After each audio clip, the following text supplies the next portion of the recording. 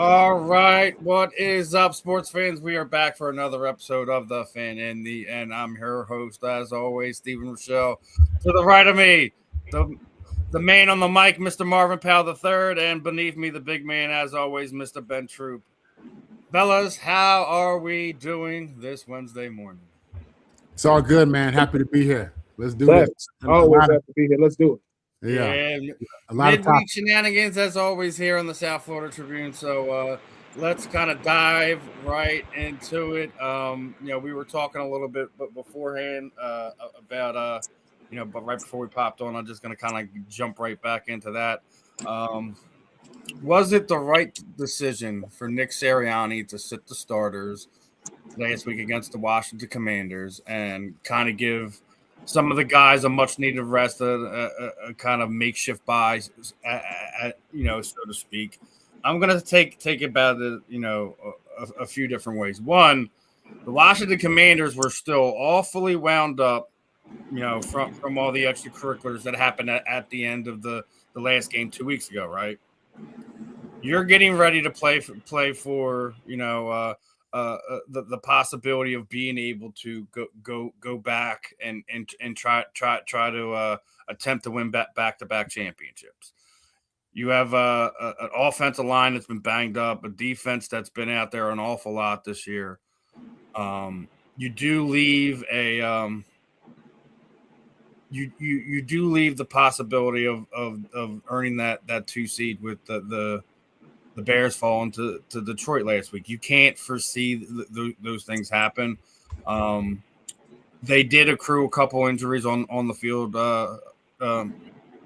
this past week. You had 3 guys go down. Backup tight end, backup safety. So, I think as much as I would rather have the 2nd seed, I think it's a fair trade-off. Modern history shows when they have the bye that they do perform better in the playoffs. So it sucks not having a 2nd seed. Don't get me wrong. I much rather have the guarantee to have the second home game. But I like this matchup against San Francisco.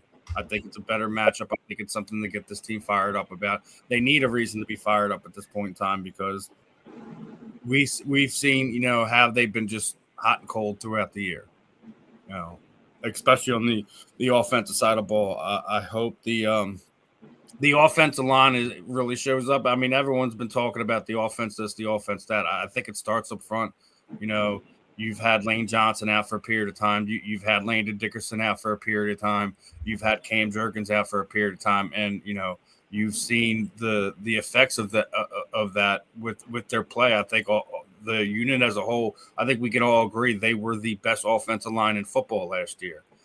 I could barely say that they're top 10 this year. So I think if I have any questions, it's about the offensive line. We can rip Kevin Patullo apart. And I want to get to that one in a second. Everyone's so upset about Kevin Patullo. That the offense is having a down year. It's this terrible this and terrible that. Whoa. Jalen Hurts had the most passing touchdowns of his career this year, right? Saquon Barkley still went over 1,000 yards. He had 2K last year. He wasn't going to duplicate that.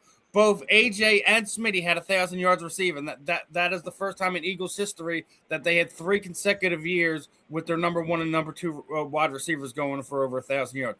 Dallas Goedert had a career high in touchdowns, set a team record in touchdowns at the tight end position. So what you're looking at is when talent absolutely outplays the coaching.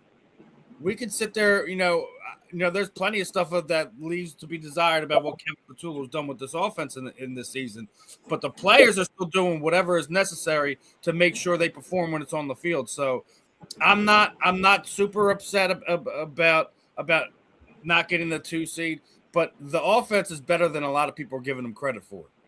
We know what the defense is without a doubt, right? I don't think the offense is getting enough credit, and it's because they're inconsistent. It's because they lead the league in 3 and outs. So I think it was the right move, and I'm excited for this matchup. Let's start off with Marvin. You think? What do you think? Do you think it was the right move to kind of sit them, or would you rather see them go after one game and go get that 2 seed? To be honest with you, I am surprised that they didn't chase the 2 seed. I thought that they'd want that opportunity to sit their players. I thought it was, I thought they had a winnable matchup with their starters. But at the same time, man, listen, we're talking about week 18 of the NFL. The human body was not made for this. You know what I'm saying? And if you have an opportunity where you've clinched the playoff, you got guys who've been banged up, and you mentioned it, injuries everywhere. You know what I'm saying? Particularly at the O-line. It's one of those things where you got an opportunity to rest some of these big guys who are all playing hurt at this time of the season. Nobody's clean. Everybody got something. Trust me. You know what I'm saying? And you might not know about it. The media might not know about it. They might not say nothing to nobody. Trust me. Everybody's dealing with something. So, I think the coach, this is him playing chess. This is him being strategic. This is him saying, or we're already in there. Let's rest these guys. Let's get them off their knees. Let's get that pressure off them joints. Because them joints is aching, believe me. So I don't have a problem with it. I don't, I also believe in rhythm. I think it's important, to stay in rhythm and keep guys in rhythm. But listen, he's a Super Bowl champion coach. This guy is a successful coach. We have to give him some type of credit, for what his record truly is and what he's done with this team. In regards to this matchup against San Fran that you say you're so ready for. Let me tell you something. Brock Purdy on fire right now. Brock Purdy is truly on fire right now. And when I see him out there doing the Dougie, you know what I'm saying, and feeling himself and just see what his numbers are, the amount of touchdowns he has like in the last 2 or 3 games. This guy's out here, he's balling, man. I mean, listen, Kyle Shanahan getting it done to anybody. But I feel like Brock Purdy, especially after watching that game against the Bears, I feel like Brock Purdy is, playing at a certain level. And I think he's going to give the Eagles all they can handle. I believe that. I'm not predicting that they go out there and beat y'all at the crib, but I think that they're going to pose a much bigger problem than people realize. So yeah. And what was the other point, Steve, that you had made? The other question? Well, I think you covered on it. If it was the right move to sit the starters, and I was just kind of going over. All the stats this offense had put up, despite the fact that everyone thinks they have an inferior, offensive coordinator. The players are outperforming the coaching that they're getting, and we already got the troll started. Yeah, but okay, hey, Brooke, how's Cancun for your boys, brother? How's Cancun for you? I had to get that in there. Sorry. You brought up the numbers. That was the point that I had missed. I mean, listen, I'm one of these people who I admit, for some reason, I have some type of issue giving the Philly offense, giving Jalen Hurts the credit he probably deserves. I think it's, again, style of play that gets me with him. I love the fact I love how he handles the media. I do. I think, that's intentional. And I think he's just showing, emotional intelligence more than we give him credit for, because they asked him some silly stuff. But, the truth is, for as much as I love how he handles it, I do wish he was a little bit more personable. And that also may be an issue, you know what I'm saying? Because for as much as I'm, ex-player, son of ex-player, I'm also a big fan, you know what I'm saying? And I love these guys, all of them, and I want to see their personalities. But the numbers speak for itself, man. That offense, for as much as we say the offense isn't the same and the offense hasn't produced, man, those numbers you put up speak volumes. You know what I'm saying? And we talk about back-to-back years with 1,000-yard receivers. I mean, that's significant. You know what I'm saying? So, at this point, these defensive coordinators, they have their book on Jalen Hurts. They know how they want to defend him. Every time they see him, obviously they're getting there's more eyes on him and have a greater sense of awareness. But those numbers show that in spite of all that, I mean, they still getting something done. So, listen, man, I think a lot of people just have a problem giving the Philly giving Hurts his just due. I think the more we put these numbers out, the more we have to really just rethink how we, what he is and what this offense really is. And in spite of all the injuries, was it really a bad year for the offense? Apparently not. Ben, what are your thoughts? I mean, I understand it. I mean, I think in a situation like Nick Sirianni, no matter what he does, is going to be over scrutinized because it's him and because of the team that he coaches. I mean, if they go for the number 2 seed and they win it, they saying, well, you won it, but you shouldn't have had the starters in. If you go for the number 2 seed and you don't get it, they're gonna say most teams have never been in a situation like the Philadelphia Eagles. 1, because they won the Super Bowl, and 2, they trying to defend the Super Bowl. So, and I think Sirianni understands coaching for the Eagles is different. Just like playing for the Eagles is different. You're not the media darlings. That will be the Dallas Cowboys, whether we like it or not, right? Mm-hmm. Jalen Hurts is not one of the faces of the NFL. You know, that will still be Patrick Mahomes, Josh Allen, and Joe Burrow, and Drake May. All these guys that Matthew Stafford, certain guys have won something, most of them have not. But if you are, you know, Steve, like yourself, a Phillies fan, a Phillies enthusiast, you've got to be used to this. You should just cue up the little Chan Chow guy. Nobody likes us or whatever they was doing, whatever it is, because people don't like Philadelphia. But if you are Philadelphia, you know, you got to love it. Like that's your fuel. Now, let me say this: NFL players don't need fuel. You in the league, go play. But if you are Nick Sirianni, I mean, you looking around saying, okay, I'm one of the coaches that got a contract extension, and I don't have to worry about being on the hot seat. I know it seems like I'm on the hot seat week in and week out, depending on what does or doesn't happen. But this is the same thing Kansas City dealt with when they was, you know, going through their run. Every time Kansas City loses, the sky's falling. Up, the dynasty is over. Up, Patrick Mahomes can't play. Up, Andy Reid is a bust. Up, Travis Kelce only care about getting married, and so on and so forth. It's par for the course. I would love to have these problems. I would love to have, you know, be the fan of an organization that's, number one, a consistent winner during the regular season, look to go deeper to the postseason, and not just a playoff contender, a Super Bowl contender. So, yeah, I knew it was going to be something to say. And sometimes it's because of who you lost to. Excuse me. Not that you lost. It's the Commanders. They don't have anything else to go off of. Dan Quinn is a head coach, again, in the NFL, after what we saw with what he did or lack thereof with the Falcons. He get to be a head coach again. I don't get it. I'm never gonna understand it, Marv. I mean, we talk about the NFL being a business, and so the best players in the world get coached by a coach that ain't one of the best coaches in the world. That's what we doing now. So, hey, what do I know? You know, I mean, you know, I had to root for Dan Quinn when he was the head coach of the Falcons, but we know how that ended up. So, yeah, it's because it was the Commanders. You know, you'll be all right. I mean, that matchup, though, woo, right? San Francisco is going to be rough for anybody. If Fred Warner is back, he hit everything that moved when he on the field. But Brock Purdy is playing well. Ricky Pearsall, you talking about Christian McCaffrey, you talk about what George Kittle can do. I think it's going to test you guys, which is what you guys want. You know, ain't no easy wins in the postseason now. But when you got to deal with San Francisco, that's going, you know, Brock Purdy are definitely earning his check. But Sirianni used to it. You can do no right when you're a Philadelphia Eagles player, coach, content creator, enthusiast, fan, right? But hey, as long as you win in the postseason, it all goes away. But you know what it is? You got two kinds of people watching. You got the people watching to wait to see if you lose, so it validates what they say. Or you got people that's watching to really give a real fair analysis, but those are people that are paid to do it. That's people like us. It's so many trolls. It's a troll being born every day. Every single day. And we get him all the time. I just had to block some goofus in the chat because he wasn't getting his attention. Hey man, listen. What about the Niners? The Niners nice. No, I'm gonna leave it right at this. Let's leave it what Brian Baldinger has to say about this matchup, right? And he's basically like, this is the worst matchup. It's a 4:30 game. The crowd's gonna be juiced. They'll be out of their minds. I was just there on Sunday. There are people inside the Eagles building that are pissed that they sat their key starters and ready for this game. You're going to get a rested team.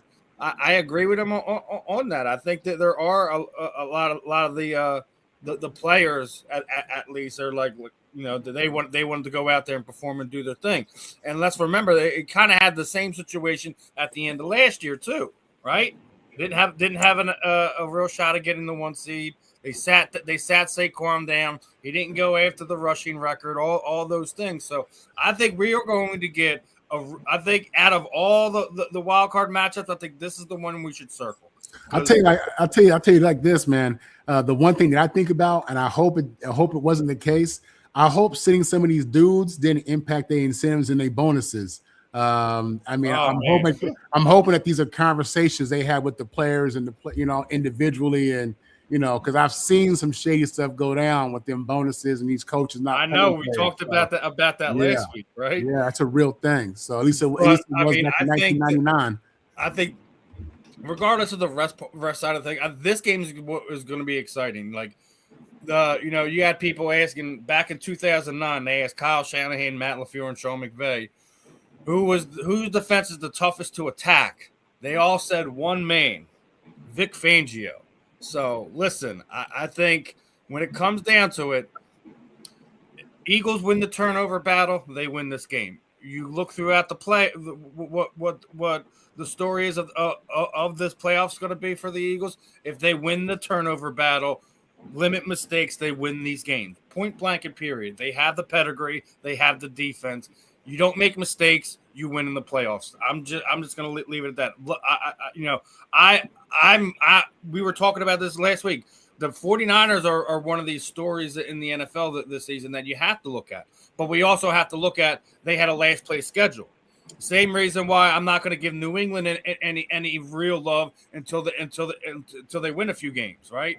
So we're going to see who New England is when we get in the playoffs. They're not playing that bottom feeder schedule that they got. We're going to see if Drake May is really supposed to be this MVP, and we'll get into that one.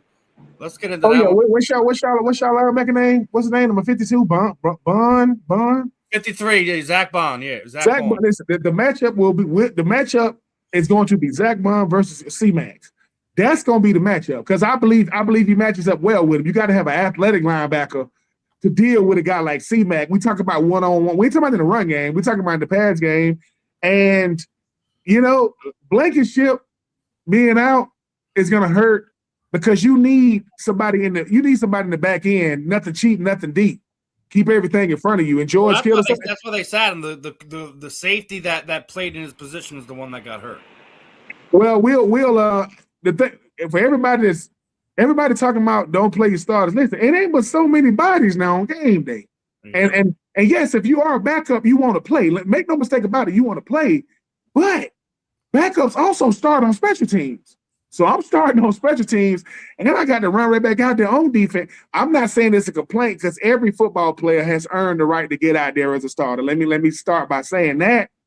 But listen, this ain't college where we got a first team, second team, third team. No, we got a first team and some backups. It ain't a bunch of those. So, and here's the thing. Sometimes the best team to win in the playoffs, you're going to need your backup to step up on special teams to maybe have to fill in for a starter. So don't be trying to use up them guys because them guys could be, a slot filler come playoff time because 18 games of football is a lot of wear and tear on anybody's body, especially depending on how many snaps you had. So don't jump on Sirianni too bad. It's football, man. I mean, either play the starters or not and live with the result.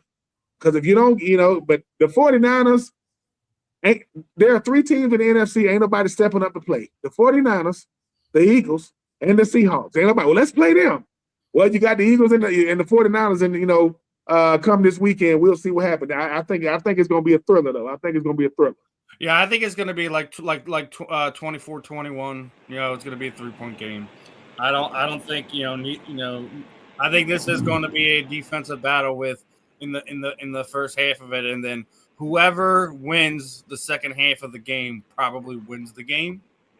But I think through the first two quarters, it's going to be like 14-10, something like that. It's going. If Fred Warner plays, that's good. Depending on how healthy he is, that's gonna make it.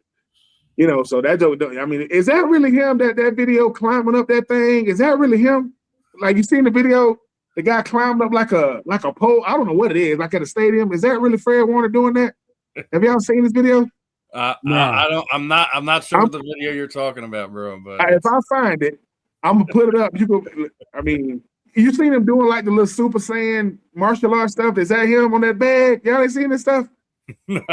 He's different, man. He did it. He's a different kind of dude. He's like a real life superhero that play football, man. This dude is it's crazy. It's some crazy. If I find the video, I'll show you guys. It's wild. It's wild.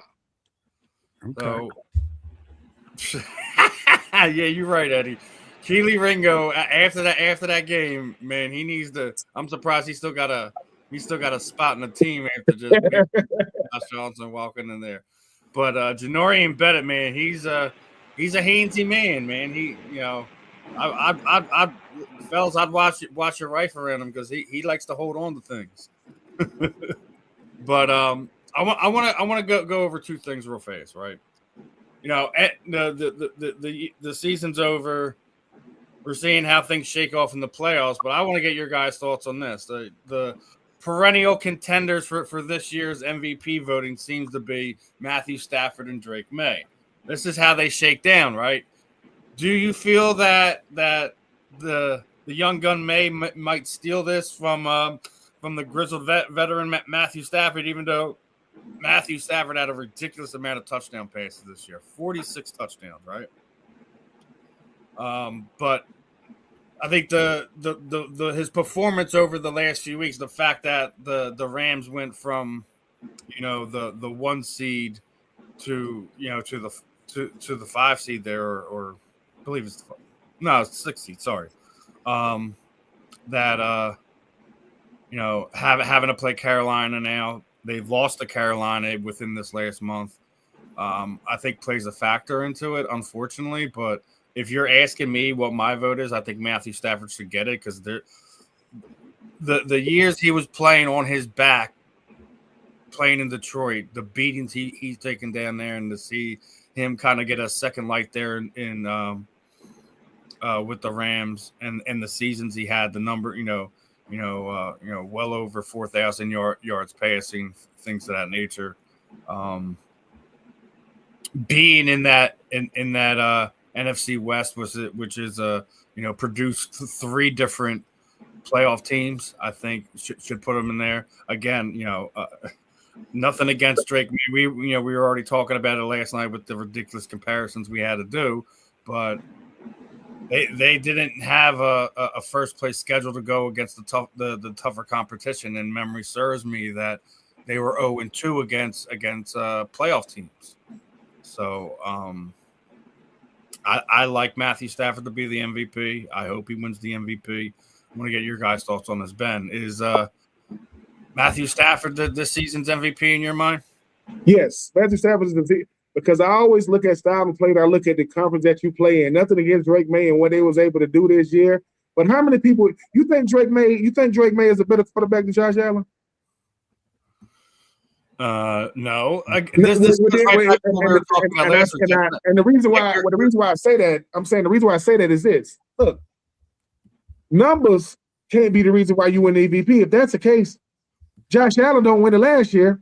Lamar Jackson does, because Lamar Jackson had a way better year stat-wise, right? Mm-hmm. No, we're looking at what you did for your team. Okay, Drake May is in his conference. When the last time the Dolphins did anything in the playoffs?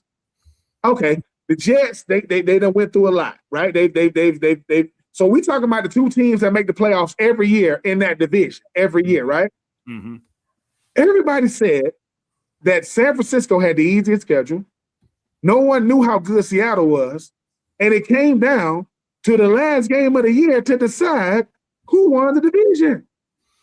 I think the thing about Matthew Stafford is 37, 38 years old. Most guys, that's in the twilight of their career. They ain't talking about MVPs. There's only one guy I remember that late in his career we're talking about, and that's Tom Brady, right? I like what Drake May has done this year. But if every playoff team you went up against you lost to, that's saying something. That just means that you didn't play against a lot of you beat everybody you played against. I get a 14-3. They had a really, really good season. I just think that when you look at what Matthew Stafford, I believe you take Drake May off the New England Patriots, they still make the playoffs. I still think they make the playoffs. You take Matthew Stafford off they're not making the playoffs. They're not making it. So and here's the thing too, Puka Nacua, right? Is Puka that good? Yeah. But Matthew Stafford gonna get in the rock. Like Matthew Stafford's gonna do. What do Matthew Stafford have in common that no one else can say? Matthew Stafford threw to another guy that has that. What was it? Cooper Kupp. Remember him? So he's had a Puka. Puka is the reason why Cooper Kupp is obviously a Seattle Seahawks. So I just think that when you look at the way Matthew Stafford plays, what he's been, Matthew Stafford has been like this since he came out of Georgia. He's been doing this since he left Georgia. So I like what Drake May has done. I am taking nothing away from what Drake May has done. I think the team around Drake May, just like people don't want to give love to a Jalen Hurts, I'm gonna say the same thing with Drake May. Good player, but that team is pretty freaking good around him. I think the thing about Matthew Stafford and company is, if Matthew Stafford, who missed the whole preseason, everybody thought, man, how was he gonna play, man? I mean, he's older, MVP type stuff. I think Matthew Stafford, he's done everything but win an MVP. And I'm not saying it's a career achievement award. I'm not saying that either. But I think this is the year he does get it. If Drake may get it, I wouldn't be surprised. But the NFC West, and you put up numbers like that, I think it's Matthew Stafford. I do. I think he's a guy that gets lost in the shuffle when we talk about elite quarterbacks and elite quarterback play. I think he's the youngest at 10,000, the youngest at 20,000, the youngest at 30, youngest at 40, youngest at 50. I think he's in the 60s right now. So put him on the squad, and he gets it done. And that's the only player in Detroit history they done right by. Didn't do right by Barry Sanders, made him retire. Didn't do right by Calvin Johnson, made him retire. They let Matthew go for Jared Goff. Well, how is that working out? I guess they made the right decision, I guess. But no, I think Matthew Stafford is the MVP of this season, even though I think Drake May is a young, budding superstar over there. You got to show me more than 1 year, even though he had a really, really good year this year. Yeah. What are your thoughts, Marvin? Stafford over May, or do you have another choice in there? No, I mean, listen, I love Stafford for all the reasons Ben just laid out. I mean, really his success within the conference and the division, considering the caliber of teams he's playing against, and you look at the numbers he's putting up. I mean, granted, it's 17 games now, and I do emphasize that because I have an issue with, as to how we look at that in a minute. We'll get to that in a minute. Okay, but that's an issue that I have. But no, I mean, still 46 touchdowns is phenomenal. I don't care if you play 16, 17, 18 games. That's something that represents, greatness and just being at an elite level. Because these NFL defenses are not just good, they're great, man. You got a lot of really smart coaches out there that scheme it up. They got a lot of film on Stafford. And with that said, he out there carving people up. I mean, some of these no-look throws are just amazing. You know what I'm saying? And a lot of guys actually do that. They don't publicize it. But, man, he's mastered that no-look throw. You know what I'm saying? Especially that no-look slant, that quick slant. But with all that said, I cannot imagine. I disagree with Ben. I cannot imagine what the New England Patriots would look like, even though they play in that sorry division minus Buffalo. I couldn't imagine what the Patriots would look like without their star quarterback, Drake May. Listen, I watched this kid, from time to time on Sunday. I'm aware of his numbers as I'm a fantasy football freak. This guy puts up big games. This guy, he does with it what he's supposed to do with it. And I think that their entire team, to Ben's point, is coached up. I think the Patriots are now a much better ran team. I think Vrabel's doing a much better job as a head coach. I think he has experience. I think, again, coming from the Belichick world, he absolutely picked up some great habits and learned some stuff. But his team definitely is coached up. They play well. But Drake May is the biggest difference on that team, man. I think that Sean McVay would have a better job, do a better job in having to replace Stafford than the Patriots having to replace May. I think without May, the Patriots sink. I mean, you haven't, honestly, and I hate to say it, you haven't seen a guy come in there and command and take control like you have. He's taking shots at your boys, man.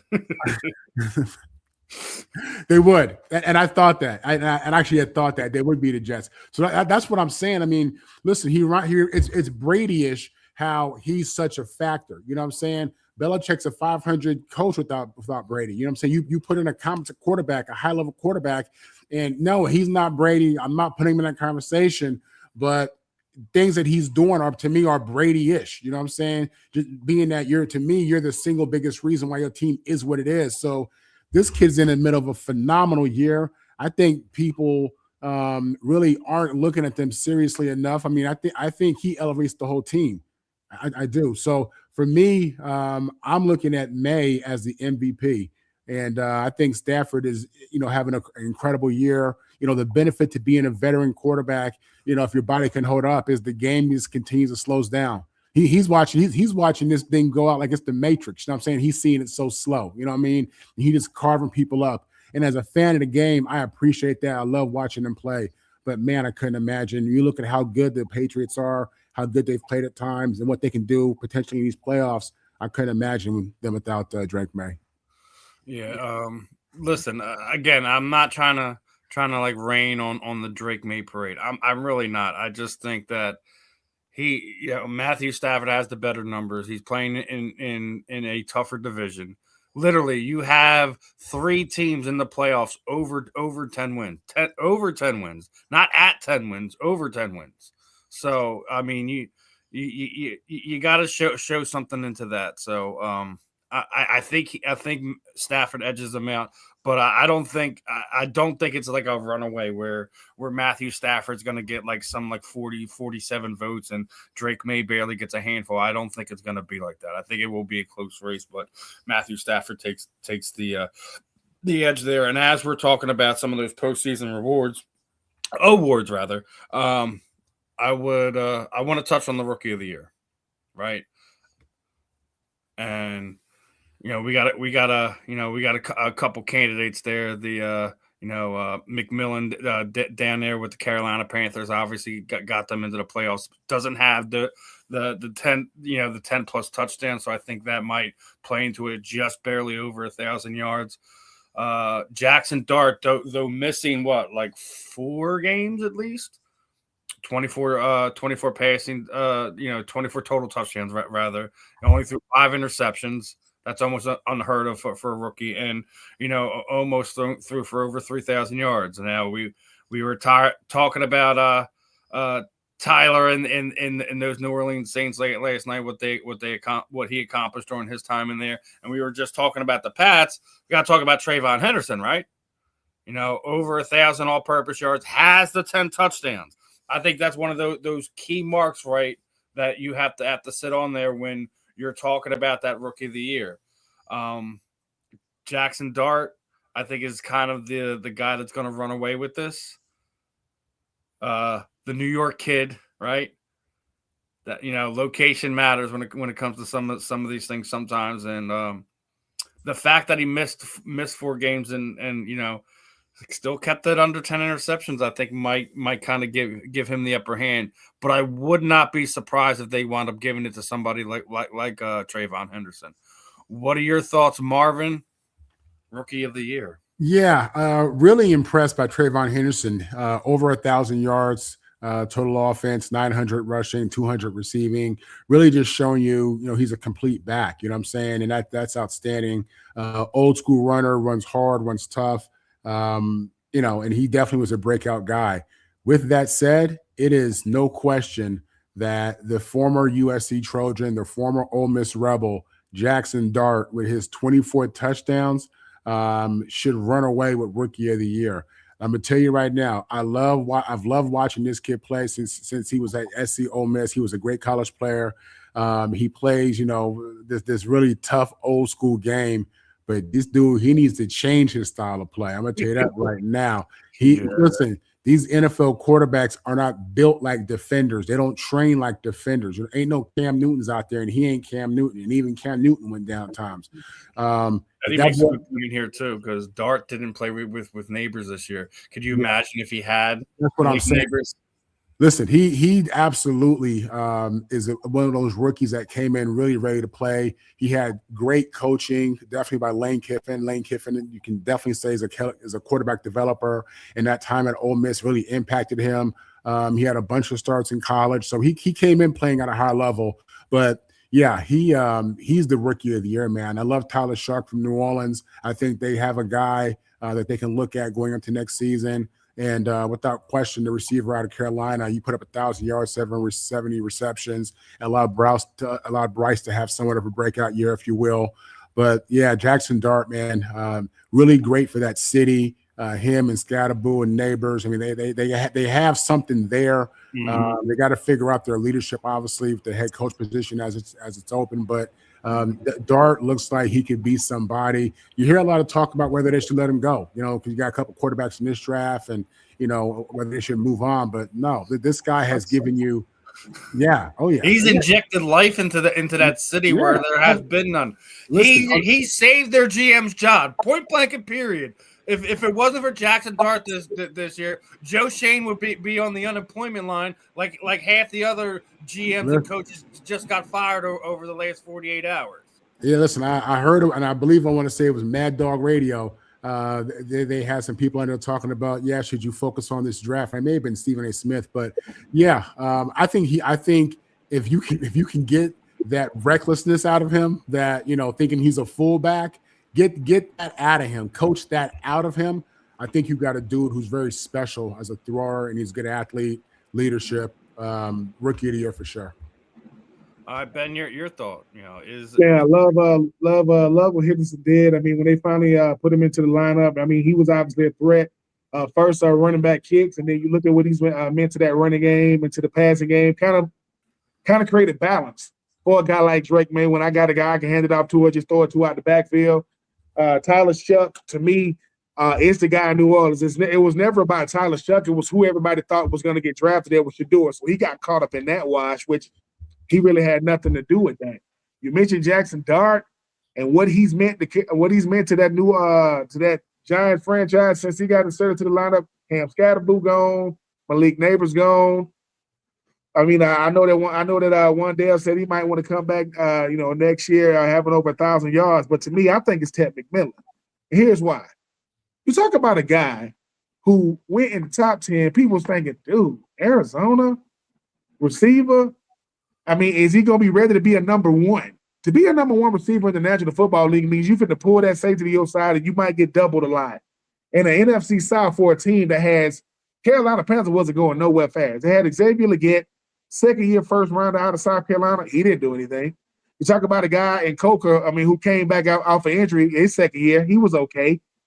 Ted McMillan has been rock solid. Emeka Egbuka out of Ohio State fell off the planet after about the first game. I thought he was going to be the runaway, the way he was playing. But Ted McMillan is helping Bryce Young and company get in the playoffs. You take him off that offense, they're not getting in. You got to have somebody you can get the rock to. I'm not saying that his impact was bigger than that of a Jackson Dart. No one's impact is going to be bigger than the quarterback. You touch the ball every play. But I've watched a lot of Ted McMillan this year, and I didn't think he was going to be the guy. I was like, okay, he'll go out there and be a possession guy. 70 catches, over 1,000 yards, 7 touchdowns in 1 year. Shoot, that's pretty good when you talk about a guy who was picked. He don't got no mentor. It's not like when Steve Smith got to the Carolina Panthers, he had a Musa Muhammad. No, it's him. Who's going to mentor him? Nobody. Hey, man, you got to just figure it out. Okay, and I got to go up against, the Rams, the Seahawks.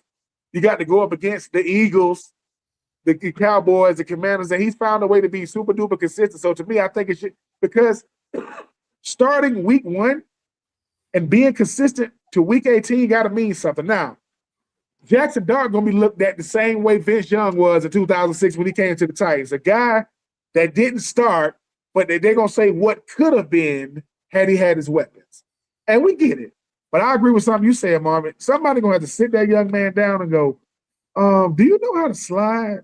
Because you need to learn how to slide. Quarterbacks don't make it.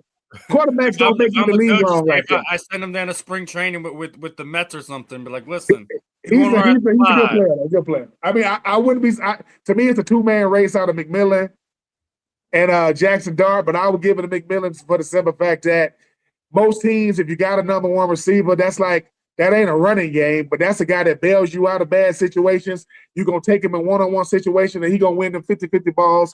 I was very, very surprised. It's been a long time. I think he broke Kelvin Benjamin's rookie record when he first got there from Florida State. So, yeah, I like what the young man is. I mean, he's 6'4". He can run. His mom said, don't call him Tech, call him T-Mac. All right, Mama Mac. You say call him T-Mac. I thought T-Mac, played in the NBA. But we got a T-Mac, you know what I'm saying, in the NFL now. But wouldn't be surprised if it was Dart. Very, very impressed by Henderson. Very, very impressed by Shuck, but I would give it to Ted McMillan. Can't hear you, Marvin. Can't hear you. The thing about Dart, just going back to his reckless play, man, This guy has been in concussion protocol 5 times this year. 5 times already. That's what you're dealing with, that label. So, I mean, there's no way in the world that they go into this next offseason and the Giants don't sit this dude down with a plan as to how we got to change up this football fullback style of quarterback play you got going on, man. That was my last take on that. It's something we talked about. I think it was last week we mentioned it. No, it was the week before when Ben wasn't here. We had a Giants fan in the chat asking if we thought that Dart was a Pro Bowler. I don't think he's gonna have missing the first few games and missing a handful of games due to injury. Like the Pro Bowl, I don't know why anyone cares who's on the Pro Bowl or not. The thing that matters is all pro. Yeah, I'm about to say he could be a pro. No one's gonna be mad if he is a Pro Bowler, but them all pro teams. Yeah, that's the one that not even the voters can mess it up because the fans vote. I mean, I think Travis Kelce was like number 1 in voting, and half of those are Swifties. Those are Taylor Swift fans vote for him. I ain't mad at him. I'm not mad at him. Travis playing chess, y'all. Come on. Hey, look. Let me say this. Travis Kelce made more money. Remember, he made a lot of money for the NFL in the postseason last year. I'm just saying, the guy that was involved. The guy that was had to make sure he was on the Taylor Swift camera.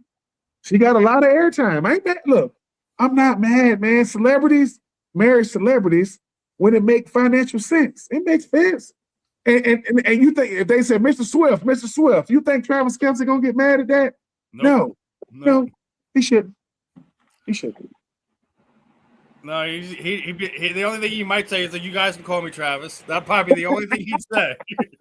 But yeah, like we're talking about Kelce, he passed 13,000 yards this season. So he, regardless of us getting irritated of the media pushing the whole Swift thing, he's gonna be a top 3 tight end of all time. I know, but I seen the smirk there, Ben. Ben don't want to hear it. Oh no. He for every metric. Because here's the thing, right? Every metric, it's hard. I'm gonna say this: the Godfather, the best tight end. I'm gonna keep best and greatest is different. Best, I believe the best tight end to ever pick up a football is Tony Gonzalez. He's the best, like as far as like numbers go. The greatest. They both played in Kansas City, right? I'm gonna keep saying this. I'm never gonna put anybody over Shannon Sharp when you're talking about the greatest because it's when you did it. I'm telling you, 10,000 yards for a guy. Shannon Sharp, when he played, was probably 235. He was not that big as a tight end, right? Mm-hmm. Over 10,000 yards. You know who got the longest play from scrimmage in the postseason? That would be Shannon Sharp. I'm telling you. But what I seen with Gronk, Travis Kelce and Gronk did this. Travis Kelce and Gronk made the tight end position the it position. Like, it's like the outside linebacker, man. Like, people want to play tight end. But I'm going to say this, too. There is no such thing, arguably, as the greatest. It's subjective because I talk about the numbers, but you got to stay away from the numbers, too, because the guy there isn't a better receiver for what they needed for his team than Lynn Swann when he played for Pittsburgh. He got 500 catches. But what they needed, if they wanted Lynn Swann to catch 1,000, he would have had 1,000. They didn't need that from him. So numbers are one thing, but I will say this about Travis Kelce. If there is a tight end, Mount Rushmore, he's on it. Oh, yeah. Period. He's on the tight end. Now, who the other 3 going to be? I think Gronk is on it. I think Shannon Sharp is on it. Mine now, I'm biased. Yes, I'm biased, Marvin. And number 4, because once again, who records were you chasing? You were chasing 2 guys' records usually. You were chasing Tony Gonzalez. You were chasing Shannon Sharp. Now Jason Witten is number 4 all time. But greatest means everything there is to achieve in football. I've done it. Super Bowls, All Pros, the most yards in the Gronk done did it. Travis Kelce done did it. Shannon Sharp done did it. Tony Gonzalez done did it. Jason Witten did it, and it's a lot more than that. I mean, I'm just saying it's a lot more than that. It's just Kellen Winslow Sr. could be. It's too many tight ends, man. I feel like Deion trying to pick DBs, man. It's hard because I don't want to diminish Ozzie Newsome. You know what I'm saying? Mike Ditka. I don't want it. I don't, Navarro. I don't want to do that. So because this is my thing I was gonna say to you. So when you say that these dudes, are the people on the list, right? And I'm hearing you name all these new tight ends in my world, because I grew up in a day where Ozzie Newsome was obviously the best tight end ever, and Mike Ditka, as a young tight end rookie, we haven't seen anything like that. John Mackey, yeah, nice. So, but are you separating eras when you say these dudes are the best? I have to, and the reason why I have to is this. Okay. I can't. The reason why Shannon Sharp did it when it wasn't a throwing lead. They wasn't throwing the ball. Right. And so when it's like this, when you did it, had just as much impact that you did it at all. Because remember when 50 throws was unheard? They don't have 50 throws in a regular season game now. Yeah. How many throws you had last week? 52. So I am not taking away what Travis Kelce has done, but I look at it in royalty. Travis Kelce, football royalty. Tony Gonzalez, that's football royalty. Does blocking matter? Does blocking matter in your book? Blocking. Yes. Does? That's why I said the greatest is Shannon Sharp. Who did Shannon Sharp block for? Shannon Sharp blocked for 2 2,000-yard rushes for people who forget. Jamal Lewis went for 2,002. And Terrell Davis. So we don't want to do that. I'm saying when it comes to tight ends, you cannot put up numbers. I didn't think numbers like Tony Gonzalez would even be halfway touched with what he's done. He's third all time in catches. And so I just think that let me say this. There is no such thing as the greatest. It is subjective because if I'm talking to old lineman, right? And I say, hey, man, what about Marvin Powell? They're going to say, they're going to sit back in their chair. They're going to say, that dude. Because the eye test is a part of it. I get it. But I think the only way you ask people this, man, what was it like dealing with this dude? Oh, man. Yeah, he was different. Patrick Mahomes, that matters. Tom Brady, that matters. I saw Dallas Clark when he played for the Colts, man. Mr. No Gloves himself. Mm-hmm. Nasty at the tight end position, right? So it ain't no greatest, man, because that's like asking me who the greatest running back of all time. Who the greatest? You cannot play better than Barry and Sweetness and Jim Brown. You can't. I don't care what the numbers say. You can't play better than that. So it's subjective, but if I had to pick 4 on the Mount Rushmore, mine, I wore number 84 because of Shannon Sharp. I am from the backwoods of Georgia, like Shannon Sharp. Shannon Sharp went to Savannah State. Shannon Sharp's biggest fan is his big brother. My biggest fan is my big brother, right? I'm just telling y'all, Shannon Sharp lived with his grandma in a house with a tin roof. My great grandma had a tin roof, 2-bedroom, one. We got too many similarities. All right? I'm saying he's on Mount Rushmore. So is Gronk. So is Tony Gonzalez. If I really had, I tell you what, forget that. This is my 4, and people don't got to like it. I'm going to go Gronk. I'm going to go Shannon Sharp. I'm going to go Travis Kelce, and people got to like. My number 4, just to throw Algie Crumpler. That's my 4. Love Algie. Love it. Didn't have the numbers, but I'm just saying. It ain't no such thing. Listen, when I start my show, I'm going to have a show coming up where I'm going to be talking about these type of things, and I'm going to start with saying there is no greatest. Why? Because dude, you can't. I don't want to hear goat anymore because there is none. There's no such thing as one. There's so many subjective things that we could talk about when it comes to these things. So I say this. Novacek. That go. John Mackey got an award named after him in college. Yeah. Come on. Yeah. So I'm just saying, I to be in the conversation of anything when you start talking about greatness in sports. That's to me, that's the greatest achievement. When people are arguing about your place, man, what you mean? That's when, because football is what the fans say about you, but it's what the guys that played against you said. That's a real barometer of You know, when I'm talking fullbacks, Lorenzo Neal, I'm gonna start right there. I'm gonna just start with Lorenzo. He wasn't, you know. I'm just saying, man. Stop. Love that the tight end position is the it position, though. Zach Ertz, Greg Olsen, L.J. Smith. Man, don't get me started, man. It's too many tight end, man.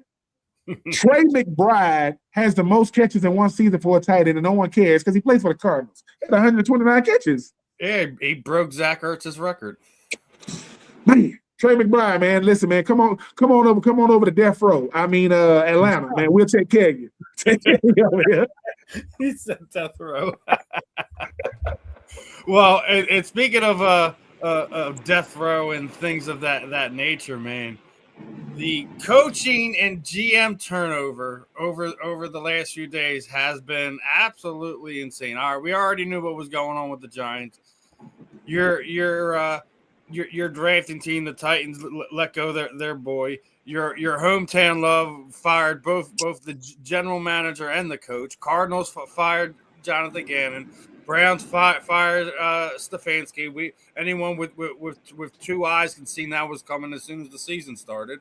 The Raiders and the Ravens. Now I want to leave this up here for 1 second, but I want to start with the Raiders for one reason. Do you realize they are paying $50 million to their last 5 head coaches? They are still paying the money. Lane Kiffin is still getting a check from the freaking Raiders. Is that Lane or Josh McDaniels? I don't look like Josh McDaniels to me. That's Josh McDaniels.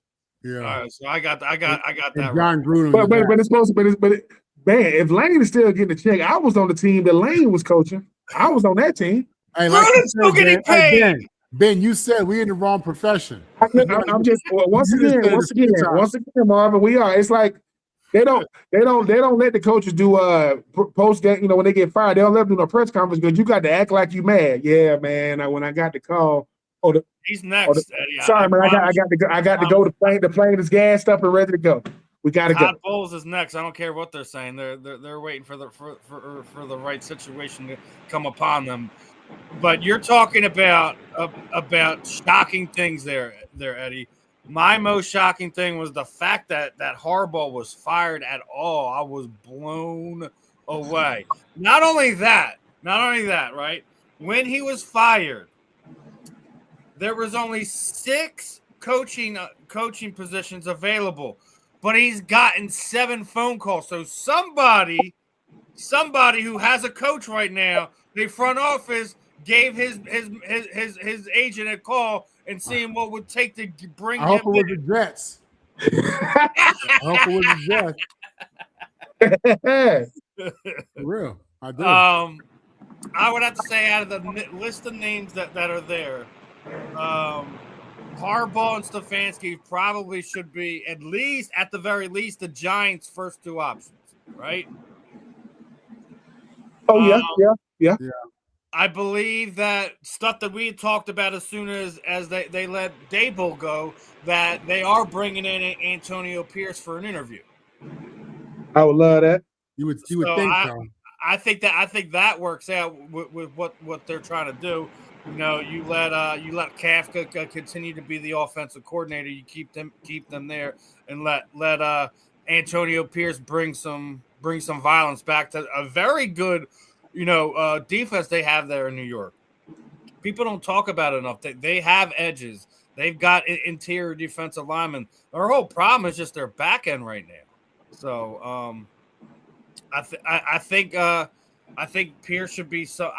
If I'm someone in that New York front office, that's somebody I would go after because he's probably not going to cost you a crazy amount of money to bring him in. Granted, he's not going to be the sexy pick like a Harbaugh. I just, for whatever reason, I don't think that he's going to get involved with the New York Jets. I think he winds up somewhere. I wouldn't be surprised if you see Harbaugh in somewhere like Tennessee. Yes, I would love that. Don't mess with my. Don't. Ben's like, don't play in my heartstrings, man. I know. I'm saying 18 years. I forgot 18 years. I think Atlanta or Tennessee is where you could see Harbaugh land. It's going to depend on the quarterback. These head coaches are saying, all right, which quarterback do I want to, attach myself to? Jackson Dart is the most attractive, well, I'm sorry. Lamar Jackson is the most attractive on this list, obviously. I'm sorry. Yeah. But what I'm saying is, number one, replacing a Harbaugh, that's a lot of consistency. They got rid of Harbaugh because they're going, dude, 18 years, I believe you've shown us the best you have. And when you got a 2-time MVP, man, we got to win right now while we got him. And it's a respect thing. We're going to go ahead and I think he ends up with the Giants, me personally, because he's in a high profile. He's on a high, you don't go from a high profile team to not high profile. Giants are high profile, right? Yeah, but your Titans got a new stadium coming, right? They do got a new stadium. Exactly. This is you got to usher in a new regime with that. I'm saying I'm calling it right now. Not the Titans. When Tennessee hosts the Super Bowl, they ain't gonna be there. But when Tennessee hosts, I'm going, man, because as a person that got to grow up as a young grown man in Tennessee to see what that city has become. Because number one, in the National Football League, you got New York, you got LA, you got Chicago. You know what I'm saying? That's high profile, fast paced cities. There's nothing fast paced about Nashville, Tennessee. Nothing outside of Central Time. Ain't nothing fast paced about it. So for them to be I was there in 2019, the Kyler Murray draft, when they hosted the draft, man. And I made the crazy mistake of saying, I was, working in the media and I got to work, the draft or Radio Row. I said, let me just walk through the city. I tried to walk through the crowd to make it a Radio Row. I barely got back out because, they think everybody's a player. Oh, what's up, Ben? Man, I'm signing. Listen, I'm not even signing. I'm just doing this, trying to get out the crowd. It was the best to see that city come as far as it's come. So, yeah, it's going to be intriguing. It's going to be intriguing for 2 or 3 reasons. Well, 4. That conference, Cam Ward, that city, no state tax. Checks a little bigger, Tennessee and Florida. Checks a little. When I went from the Bucks to the Raiders, I said, dude, money was. I didn't just say California taxes out my mouth, man. I think the fact that you have a Cam Ward, the fact that you're going to bring in a new stadium, the fact that you just mentioned it. The tax thing is a big thing, man, because people don't like giving their money to Uncle Sam, man. And if you can keep more of it in your pocket, they're going to do that. So it's one of those things where I think that it makes sense, man. That I think that Harbaugh is not going to have a problem to want to help them with that rebuild. Giants is an easy fix, man. If you really look at it, it's an easy fix. Easy. I mean, listen, you got most of the offense lined up. The offense is. You got the core weapons there. You found the quarterback, right? So literally all you have to do is protect him and play defense now. They ain't going to beat them in the Giants. I mean, they're going to beat y'all consistently. I mean, it's still the Giants. I don't want to see it happen. I'm an Eagles fan, right? But I mean, I feel like Marvin. You're more well put together than the Dallas Cowboys are right now. The Dallas Cowboys still need a whole new defense because they don't know what they're doing. Steve, let me tell you something, man. When I look at the list you put up there of all these teams who need a head coach, it hurt your soul, didn't it? No, well, listen. First of all, Harbaugh, I mean, 18 years. I mean, he's up there with Tomlin. You know what I'm saying? But man, Baltimore spent money. That owner spent some money on dudes. You know what I'm saying? This ain't Cleveland. Oh, this ain't Cincinnati. I mean, this dude out here writing checks. Baltimore was a Super Bowl favorite. By many pundits, many different people. And for your man to miss that field goal, for Luke to miss that field goal, sorry about that. It's just put too much pressure on this dude. And when you paying the money that they paying in Baltimore, this dude got to go. The question is, who does Lamar want to be his coach? That's really the question, because I think that coach, unlike usually when a new coach goes to the team sucks. They've lost 2 or 3 games and nah. You walking into an MVP caliber quarterback. You know what I'm saying? Dude who's done it. Won it a few times already, and a lot of teams coming back. They got to fix that defense. They have players, but I think for that head coach, man, you walking into a great situation. Yes, there's going to be expectations immediately because of the quarterback and because of because of what Harbaugh couldn't do. But listen, that's the story for me, man. Because they're saying, Lamar's going to have a say in this matter. That's interesting. I mean, I get it. You want your star player to feel happy, you feel included, feel relevant. But who does Lamar Jackson want to coach him and lead that shit, man? That's really the question for me. And that's the biggest storyline here. I pray that John Harbaugh goes to my New York Jets and gives us some kind of order and just helps us not look like the clown university, which we look like at times. But yeah, man, who does Lamar want? That's really the question, because this dude, he hears the noise.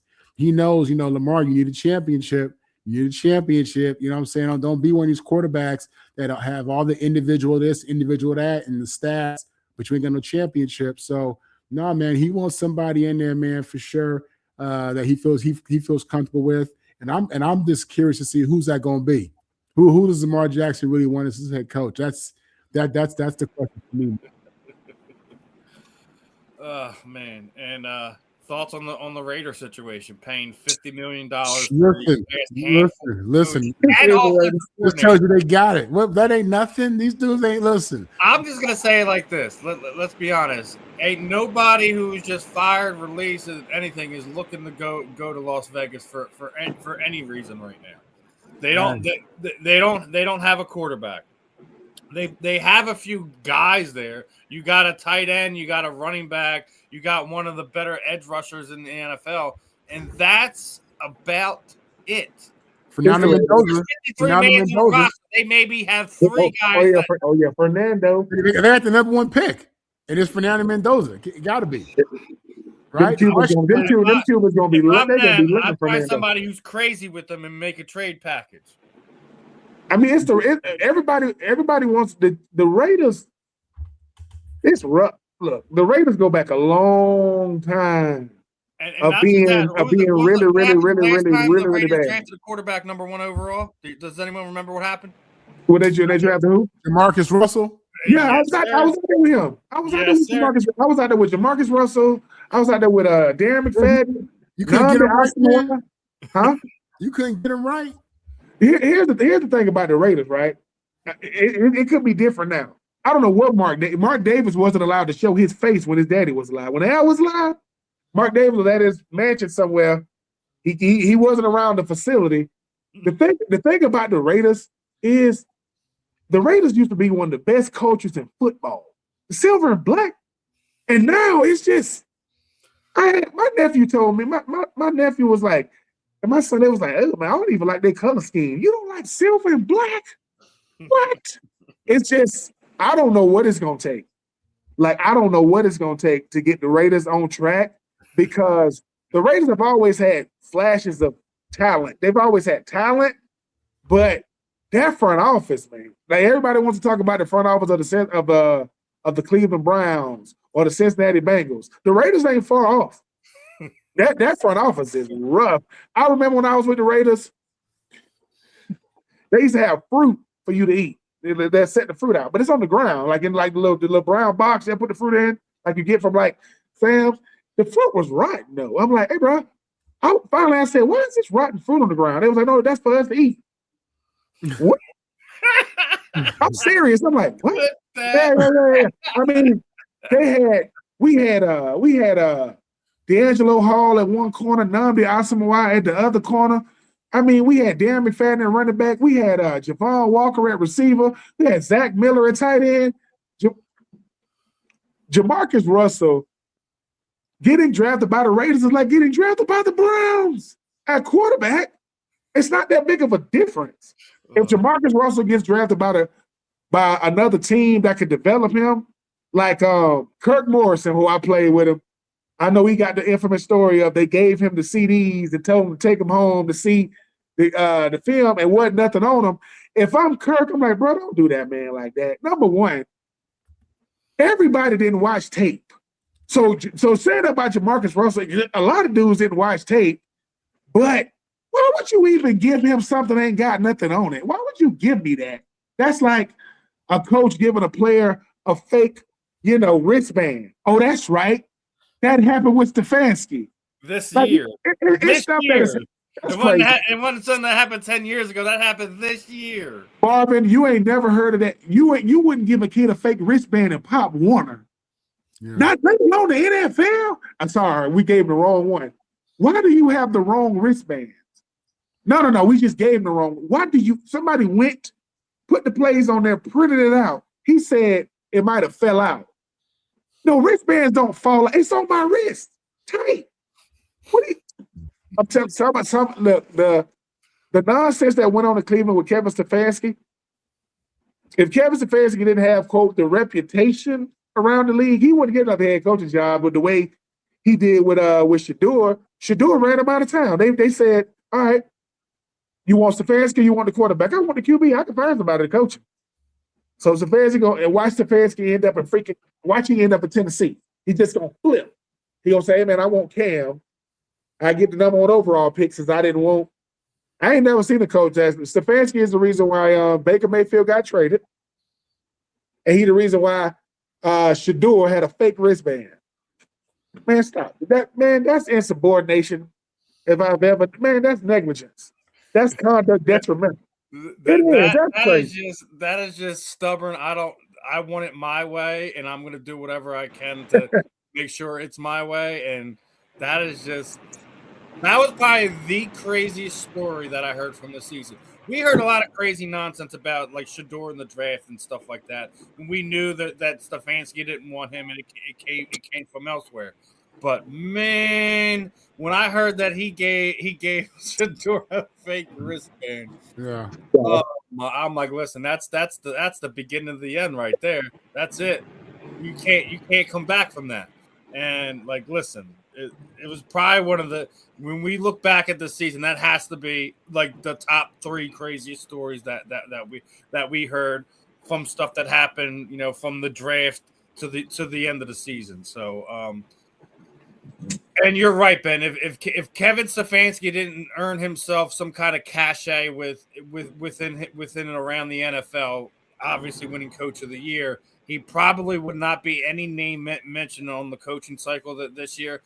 And we were talking about this. I still think the biggest one is Phillip Rivers. Man, we're talking about he's going to get coaching offers despite playing 2-3 games toward the end of the season. That's how much he loves football. He's been in it. He played despite the fact that he was on the Hall of Fame ballot for this year. And everyone made jokes like he's got all these kids and grandkids. He's just trying to reset his benefits package and stuff like that. That had nothing to do with it, man. The dude is just obsessed with football and he wanted to play. But the fact that we're now hearing that he's going to be getting head coaching offers, that's just about as crazy as the Stefanski story, because how do you play one season and then you're going to get a head coaching offer in the offseason? That's crazy. Can't do any words with some of these current coaches you got. That's how bad some of these current coaches are. And let me say this about Phillip Rivers. He's jumping the line now. Like they're a coach. Jumping the line. Jumping the line. He got slingshot over. I mean, I'm saying he is getting the same treatment as John Lynch. John Lynch never coached. He went straight to a GM. Mm-hmm. He never coached, consulted, none of that. He went straight from whatever he was doing to the GM of San Francisco. I'm gonna keep saying this until the Michael Jordans of the world want to be owners in the NFL to be able to get whatever you want and how you want. This cycle of coaching is going to continue the way it continues. And can Phillip Rivers coach? Probably not. Probably not in the NFL. I can coach my son. I can coach my son right now, yeah. But coaching my son at a high school is not coaching the best players in the world. That is not. Grown men demand respect. I didn't say they give it now, but they demand it. You're going to respect them, or they'll never respect you. If you don't believe me, one coach that survived, which I'm going to see, is Mike McDaniels. The team started losing because they lost respect for him. And if Phillip Rivers does become a head coach, it's going to be somewhere like the Raiders, like the Cardinals, like teams that don't nobody – people care about the Raiders. Don't nobody care about the Cardinals like that.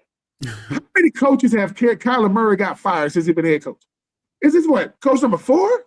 He's had like 3 or 4 coaches, right? So if Phillip Rivers get to jump in front of the line, I don't want to hear about Eric Bieniemy no more. I don't want to hear about Mike Flores. No, I don't want to hear it no more. Because these guys actually had to coach.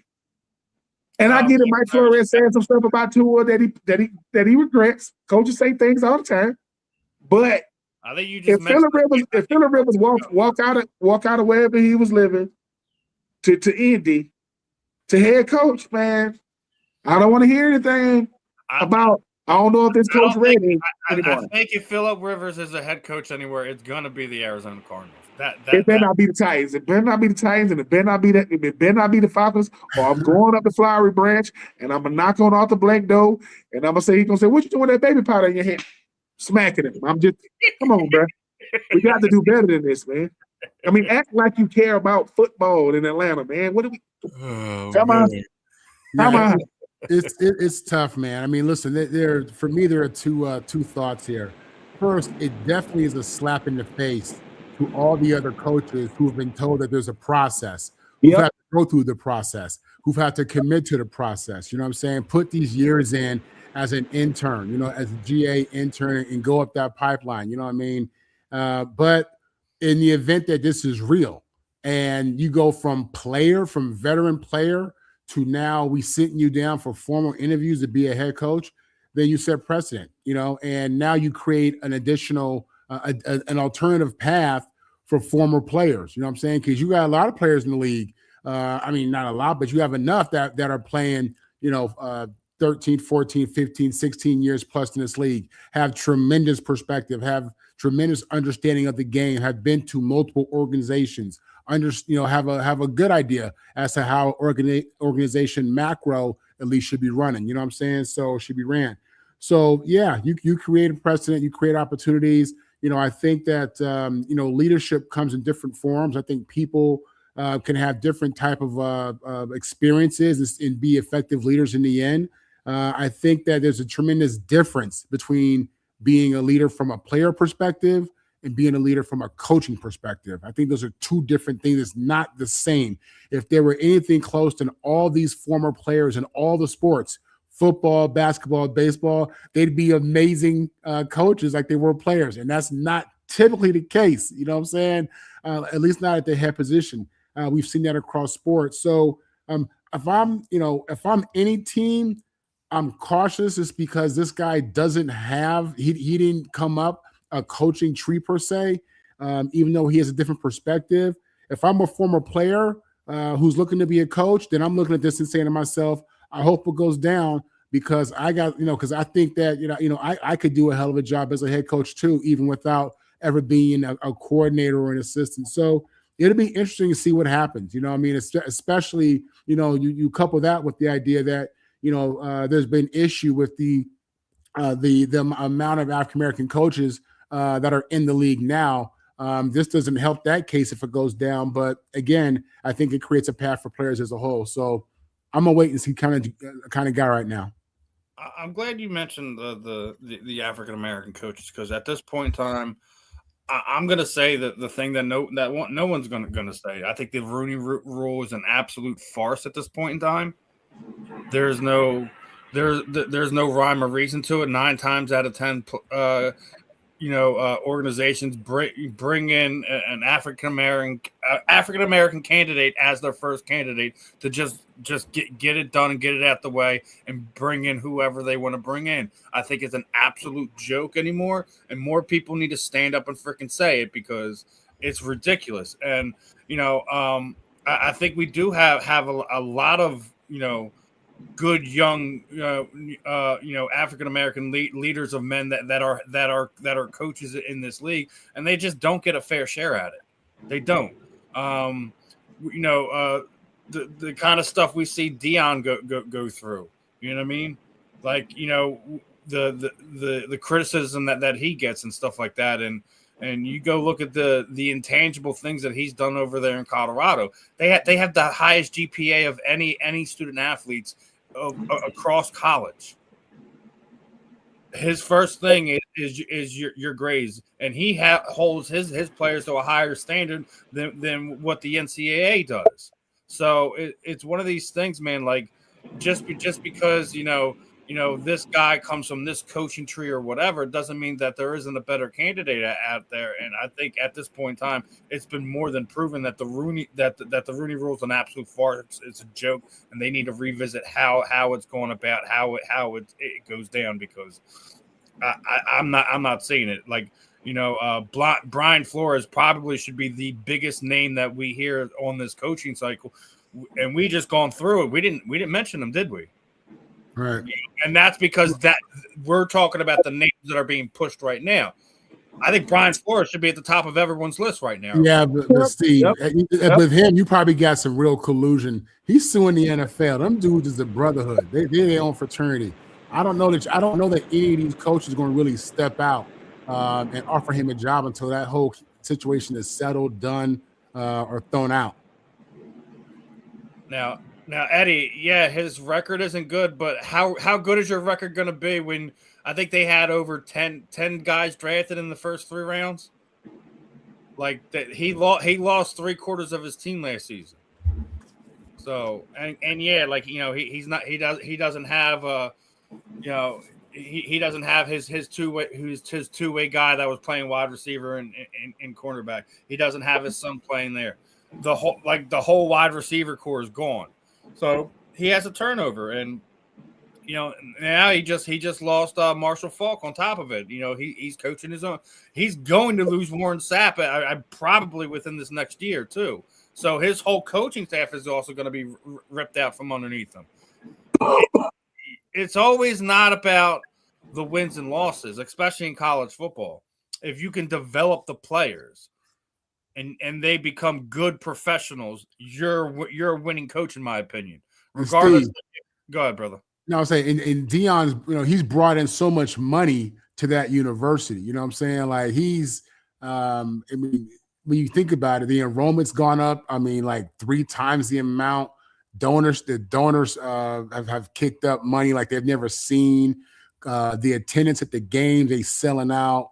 In regards to Eddie and being on Deion, I mean, listen, there are many metrics where they're winning. They're still winning. You know what I mean?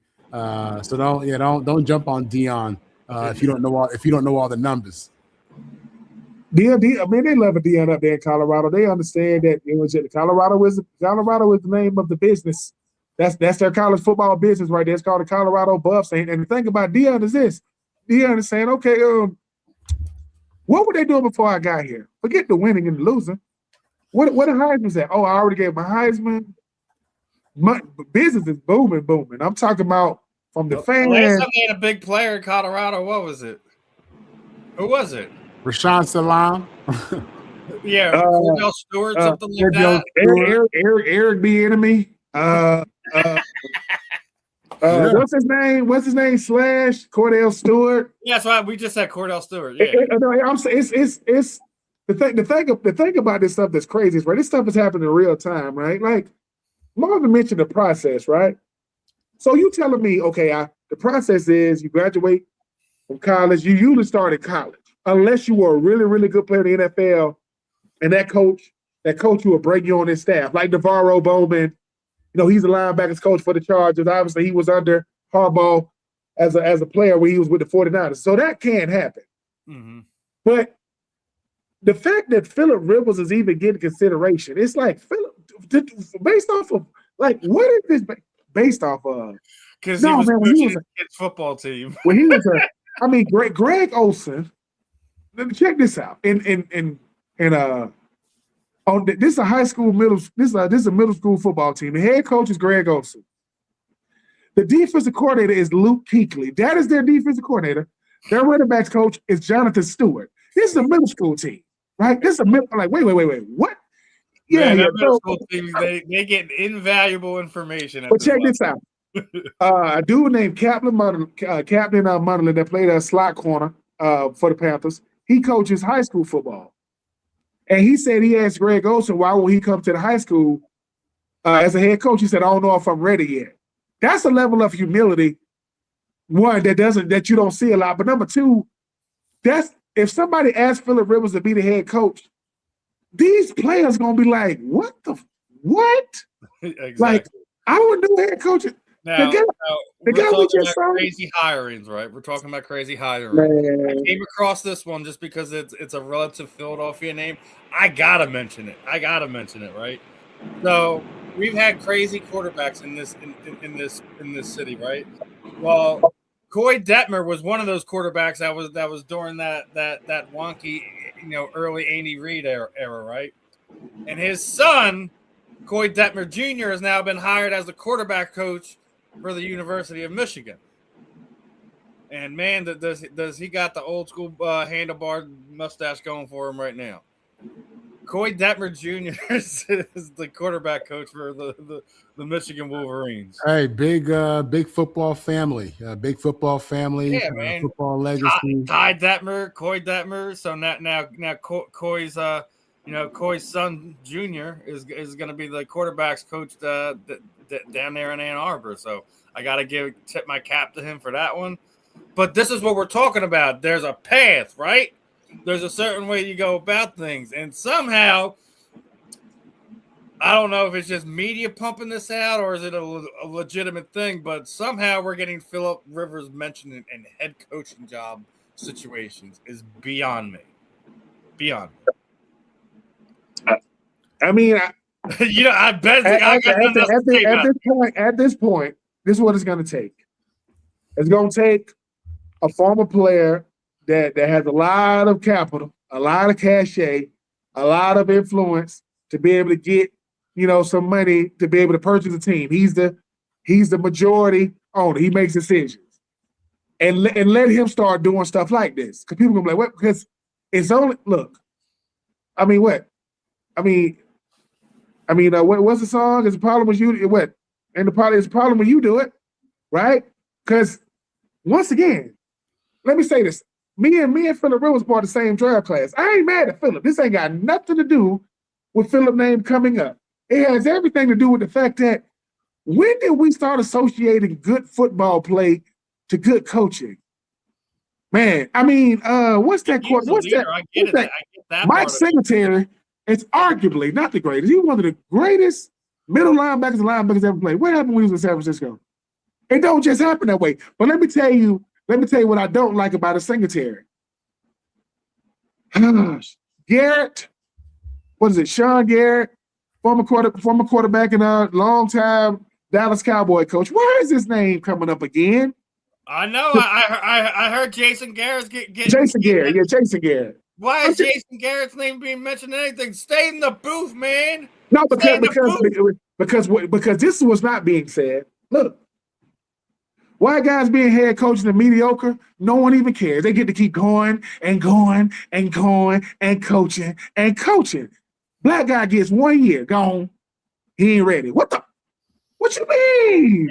And look, I'm not even making this a black and white thing. It's just the fact that when the black guys get the head coaching jobs, I mean, D'Amico Ryans, he done won the division 2 years, and then thank God when he didn't have a good year, they were talking about he might have to go. After one seat, they made the playoffs again. It's like Mike Tomlin ain't never had a losing season, and every year they talking about getting rid of him. I'm just saying, it's as simple as this. When I was on the radio, I got asked, Ben, you telling me that black guys get an unfair shake? No, I'm saying don't hire me because I'm a black dude, but don't not hire me. That's all I'm saying. You don't hire me because I'm a black guy. No, that's crazy. But don't not hire me. It's like, you don't think I know how to coach football? Deion Sanders is the reason why we watch Jackson State. When's the last time you watched a Jackson State game, Steve? We don't. We only watch in Colorado because of who coaching there. And we know his influence. I'm just saying, give all the guys a fair shake. We don't have to have these conversations. And see what happens, because if Philip Rivers is a head coach, I'm going to just say this again. He better not be the head coach of the Falcons. He better not be the head coach of the Titans, because do you realize that Red Carthon was the first black GM in Titans history? They got rid of him after 2 years. He started out, Red Carthon started out as a scout. Then he became the lead scout. Then he became over personnel. He went through the process. They got rid of him for the same guy. They said the guy that came in said, "Yeah, we want to draft, we want to develop, we want to retain." That's every strategy. That's everybody's strategy at every freaking organization. Well, here's the thing that no one told you about Rand Carthon. Rand Carthon's father, when we got drafted in 2004, and Rand Carthon went undrafted, his father was the offensive coordinator for the Dallas Cowboys. His daddy, and still didn't get drafted. My daddy is the offensive coordinator for the Cowboys. I'm just saying the man had a lot of experience, and you got rid of him for a guy that just looks different than him. They ain't doing nothing different. So I hope Rand Carthon becomes the new general manager of the Atlanta Falcons, not because he's a black guy, but because he knows what he's doing. Terry Fontenot, once again, Terry Fontenot, I just came from the store. I got two things of baby powder. It's up to you if I use it on you. It is up to you. Where you go, not Terry, so it don't matter. But I just hope that we get past how a guy looks. Everybody says, I want to hire people I'm comfortable with. What the hell you think he's going to do to you? What, tie you up and take you home and give you some food with seasoning in it? What is he going to do? Nothing. He's going to coach the team. And Mike Tomlin has been as consistent of a coach that you're ever going to see in football. People say he only won one Super Bowl. Most coaches ain't going to win nothing in football. They ain't going to win anything. So I don't get this uncomfortability when you around black guys your whole career. I'm just saying, like, I don't get they could run, they could be players. I'm scared for them to be the head coach. Why? Because I don't know what they're gonna do. They're gonna make us listen to, Lil Baby. They're gonna be out there listening to Who's Meek Mill. Ask your grandson. That's what we listening to. Mike Flores, I hope he get another opportunity. This man, mother and father is immigrants. You talking about the American dream for real? This man parents is immigrants, and now he's the head coach. I don't know. Like I said, this is why I'm a content creator. I'm just passionate. I'm not mad. It's just, when do we get past melanin, man? Come on, bro. We still doing that in 2026? That's still a thing? Got to do better. Got to do better than that. And Jerry Jones, until you get a black head coach, Jerry. Oh, he can't do that. Yeah, got that. But you put salt on a sausage biscuit. Get out of here. And we're talking about Dallas. Did you see that the Miami Dolphins have brought in Troy Aikman as a consultant to help them fill the general manager's position? What? Yeah. All right, wait, stop. Let's pull the e-brake real fast. What has Troy Aikman done in the front office sense of things that has made the Miami Dolphins bring him in as a consultant to hire a general manager? He's never been a coach. He went right from the field right to the box, right? He's been a Fox analyst since the day he took the pads off. So what qualifications does he have to help the Miami Dolphins hire the next general manager? Or did I miss something? If I'm wrong, someone tell me. Someone stand up and tell me. Is he real close friends with Dan Marino? And Dan Marino mentioned his name. You know who we should get to help us? Who? I'm real close friends with Troy Aikman, man. Maybe he'll come help us. You think he'll do it? Yeah. I mean, once again, we can hear these things in real time. Are we, Marvin, Steve, are we tripping like Troy Aikman? You talking about the former Dallas? Yeah. He's a consultant now? Yeah, man, he got a consulting firm. Stephen Ross, the owner of a lot of these guys got their money in real estate. They real good at making houses and building buildings. They ain't good at running teams. They're not. But who can stop them? Who can stop? So Troy Aikman is gonna no. That's not how it happened. Got it. Stephen Ross called Jerry Jones. Jerry said, "Man, get Troy Aikman to help you." For real, Jerry? Yeah, he can help you find him. Why you think Troy Aikman can? Because you can't find him. You can't do it. So, matter of fact, call us over here to fan it in. I can help you find somebody. Yeah, I can help you find a coach. It's not gonna matter, or a GM. Man, Troy. Now we got that. Now people finna start acting like here come these announcers. Yeah, man, Troy Aikman, man, he's always been a guy that can really recognize talent. No, he can't. How? He ain't never been a GM. That boy ain't never been the president of the freaking Marvin. Never been the president of the freaking brother. Man, what are your thoughts on this one? Yeah, so it's always obvious to me when you have an owner, and this is all to Ben's point, when you have an owner who's built a fortune in business, but not in the football business, right? Nope. So they see a football team as a commodity, they see it as a great investment, but they don't really understand football. I'm convinced of that. You know what I'm saying? Some of these dudes. And they don't even know, what to look for when trying to hire somebody who should, understand football culture, NFL culture. You know what I mean? And it's just I see this horrific decisions by ownership really leading the way. You know what I mean? And this kind of goes back to me always saying how, like, I don't think these young quarterbacks fail as much as I think these ownership, these teams, and these teams, fail a player just to not having a plan and not really understand what it takes to help a young kid evolve. But to bring in Troy Aikman, I mean, this is a guy who he had one GM, I guess, his whole career in Dallas, and that went between Jimmy and Jerry. He was part of a team in the 90s that won 3 Super Bowls. But like you guys said, he has no front office experience. There's a difference when you're the guy driving the car and when you're the guy riding shotgun. There's a tremendous difference in that experience. You know what I'm saying? From that perspective, it's really different.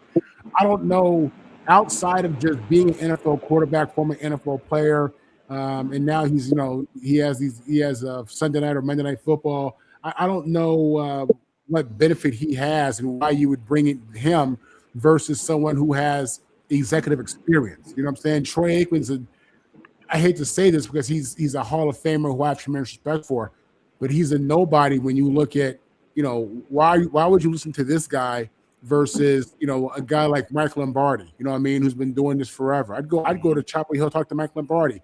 The guy was a GM for 20 years. Seriously. So this is, again, another example of owners just really being clueless about football culture and protocol. Well, I mean, the whole team is a complete dumpster fire right now. I mean, when Ian Rappaport basically just made this thing that, that Tua and McDaniels are having this conversation, and there's a real possibility that the team that contacted Harbaugh was the Miami Dolphins to potentially bring in a thing like somebody like a Harbaugh down there to Miami and get McDaniels out of there, because the what we've seen is going on with Tua apparently has been personal, not a business decision, and that's coming from Ian Rappaport. So whatever is gonna happen this offseason down in Miami, there's gonna be a lot of changing. And I don't know if Troy Aikman's gonna do anything about the coaching situation outside of just helping them with the GM. But I think we can all sit there and say that the Mike McDaniel project down there in Miami also needs to go if they're also putting a new general manager in there, because he's not getting them guys wanting to play. They ran Vic Fangio out of there because he was coaching them too hard. And you've seen what he's done here in Philadelphia the last 2 years. So Miami's got a real problem on their hands, both in front office, on the sidelines, and on the field. They are failing in all 3 aspects as a professional franchise, and they need to figure it out quick, because they're another one of these teams that haven't done anything since the 70s. So I mean, they wasted away Dan Marino's career. So we're gonna have to see what happens down there. He may not well wind up down there in Miami, Eddie, but it is a mess down there. They need to figure it out. I don't know if one off season's gonna fix it. No, they gotta from the owner, no general manager. You got a head coach that still thinks that he knows what he's doing when it's clear that he doesn't. He's mismanaging the players, holding personal vendettas, running the defensive coordinator. I think the real reason Vic was ran out of there is because he's scared he was going to take his job. So let's be honest with that. And then Vic was just probably had enough of it. He's like, I'm going to my hometown. I'll be the defensive coordinator here. We'll win a Super Bowl or 2 and see how I feel then. But and Steve, when you say fix it, what does that really mean? Like, get to the They need level. to fix the culture there first before just plugging somebody in there. Me and Ben talk about this all the time. Like, you look at what's happened in Philadelphia over the last 30 years since we talked about it last night, since Jeffrey Lurie came in, right? It starts from up top. It starts from your owner. And when your owner isn't meddling in every little thing you do, but holding you to a certain standard, those tend to be the most successful organizations. This guy just, he just thinks he's going to put these guys in place and they're just going to run it everything. You need to hop in every once in a while and be like, listen, I don't think this is the best move possible. Or I expect this from you. If this isn't what's going to happen on the field, this is going to be the consequences of this thing. And I absolutely believe Jalen Phillips he was throwing a party when they were telling him he was going to Philadelphia. Because you want to know something? Since he's been traded here to Philadelphia, they have the best run defense per average since he's came to Philadelphia. So I do think Phillips is celebrating. He got himself one of those divisional championship shirts and hats, and he was loving it. He was at the Sixers game when I went the other day, ringing the bell. He loves it here in Philadelphia. I'll tell you that much right now. And being what we're seeing, I guarantee, we talked about this last night. I guarantee you that Tyreek Hill is going to be on his way out. I guarantee you that Jalen Waddle is going to be already on his way out. They really aren't going to have any big name stars to attach to it. They're going to have to do a 3 to 4 year rebuild before you see them make those differences, and it starts from up top. The owner has to do things in a different manner. If I'm being honest, if I'm in Troy Aikman's head, I say right, like, it starts with you. It starts with you, Mr. Ross. You need to do this. You can't just sit there and think this is going to self-manage each other.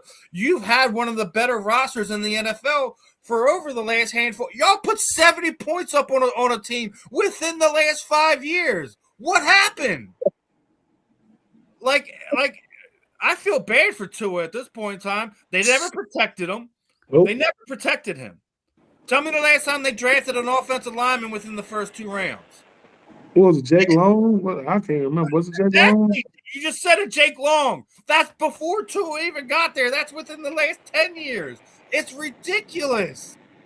It's absolutely ridiculous. Like with listen, that said, though, Tua's damaged goods, man. He might be. Sometimes you get him in the right, you put him in the right situation, he could flourish. He very well could be. He reminds me. Go ahead. He reminds me of Troy Aikman toward the end of Troy's career, where if you just blow on Troy, he got concussed. You know what I'm saying? Like, seriously. No, I hate to say that. It's a real thing, but I mean that. You know what I mean? So he had to deal with that defense, man. Tua had injuries coming out of college. You know what I'm saying? And he got to the injury, and he had some of the worst hits. I mean, some of those images of Tua on the ground, after some of these hits were bad. His concussion. I mean, if he gets another one, but if he gets another one, they're gonna have to find a way to just. I think his 2026 contract. I mean, his 2026 money is already guaranteed. But the Miami Dolphins to me are real similar to like the Oklahoma Sooners, right? People say Oklahoma won the national championship in 2000. It's been that long. But the thing about the Dolphins, they'll say we the only undefeated team. Yes, y'all went undefeated in 72. No one can take that away. Nobody, right? But they have a perception problem down in Miami. Hey, when they was on Hard Knocks, you walk in, they showed them Lombardi trophies. Hey, dude, y'all have to spray them things off to make sure they can be shot. Some things got plenty of dust on them. It's been a while. You asked Tua to do something that Dan Marino couldn't do. You want me to do what? I want you to get us back to glory days. With Mike Shula, dude. That's gonna be a little rough because when you think about it, Mike McDaniels was a guy that was a great play caller, but you had to have guys to run it. Like when people say, man, why was the West Coast offense so dynamic? Because of who ran it. I mean, you had Jerry Rice. You talking about Joe Montana. You talking about Roger Craig. Look at who's running it. But they ran it to perfection with Walsh. Now you say, hey, man, let's run it. Well, who do we got? Well, we got Tyreek Hill, and we got Jalen Waddle, and we got A-Chain, right? And we got Tua. All right, what about when guys start getting hurt? It's going to look real different if you add somebody else to it. And that's the thing when it comes to Miami. Stephen Ross, when it comes to real estate, when it comes to business, when it comes to innovation in business, or that's him. I don't know what Stephen Ross do with that team. I really don't. He lucked into that stadium that they got or whatever because he did not want to do it. But they're like, dude, you're going to have to do something, man. This stadium is looking crazy. And now you're talking about a team that outside of a couple of highlights here and highlights there, it's bad. I mean, when Tyreek Hill got hurt, he was on the freaking, they was taking him off. He's saying, yes, thank you. Who does that when you get hurt? I'm sick of this place, dude. And let's face it, Mike McDaniel is he's weird. He's a weird kind of guy, but he's only likable if he's winning. Some of these press conferences, I don't know whose press conference the worst out of him and Tua's. Like, what are y'all talking about? Tua was throwing the teammates under the bus saying we call the team meetings and ain't nobody coming. Yeah, because you were running the meeting. I'm not coming to that. What you gonna say, Tua? We can see you. Mike McDaniels, he couldn't really control Tyreek Hill. Jalen Phillips is gone. You talk about Jonathan Smith. He set franchise records. He's gone. Jalen Ramsey, he's gone. Right? You got Chubb down there. He's right now, right? That's all they got. It does start at the top, but here's the thing. Stephen Ross ain't in a position to listen to nobody because he's always the most wealthy person in the room. Not the smartest, he's the wealthiest. And wealthy people think, well, man, I got a bunch of money. Yeah, but dude, we talking about winning football. Oh, we talking about that? Yeah. Like, don't you want to win?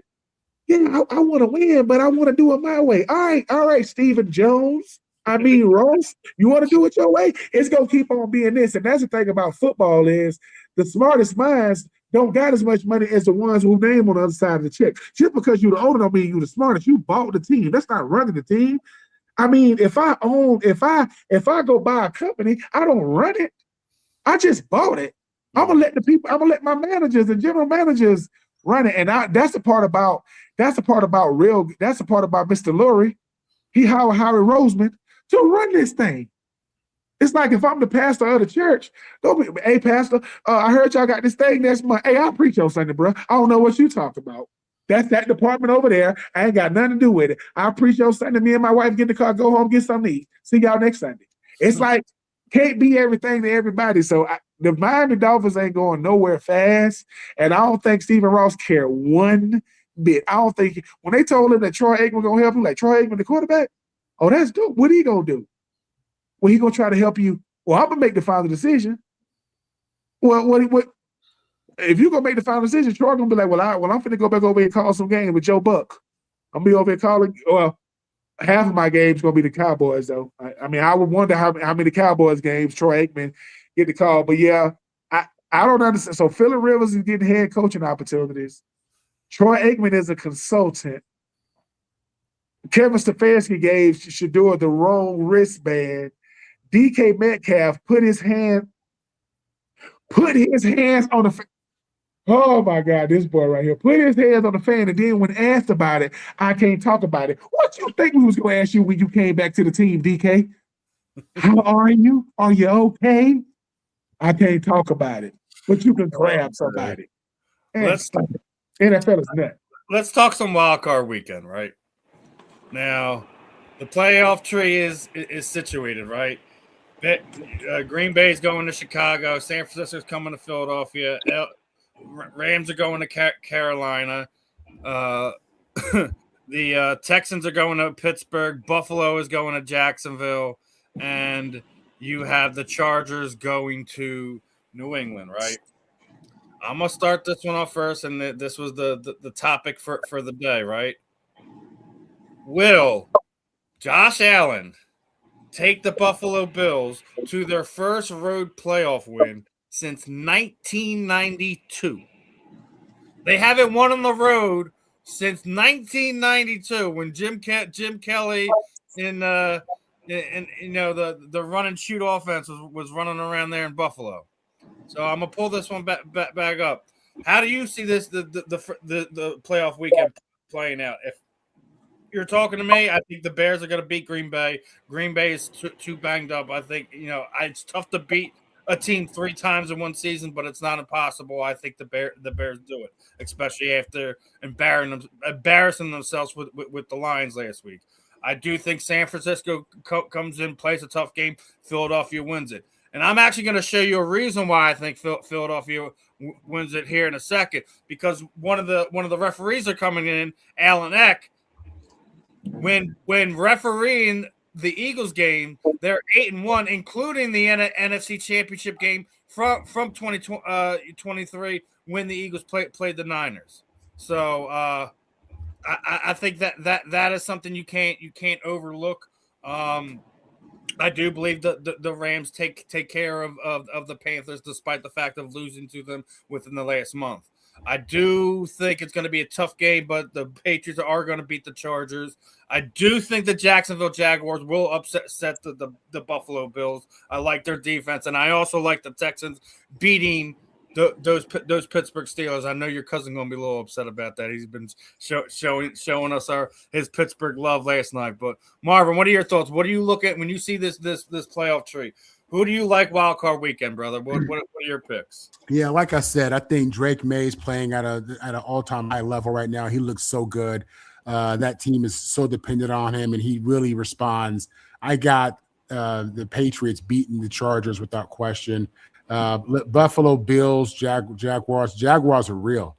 That defense is real. They have their quarterback, Trevor Lawrence, playing at a high level. They have a trio of receivers. They have a running back. I think that Jacksonville is a team that people really aren't talking about enough. And I don't think Buffalo has enough between Cook and the quarterback.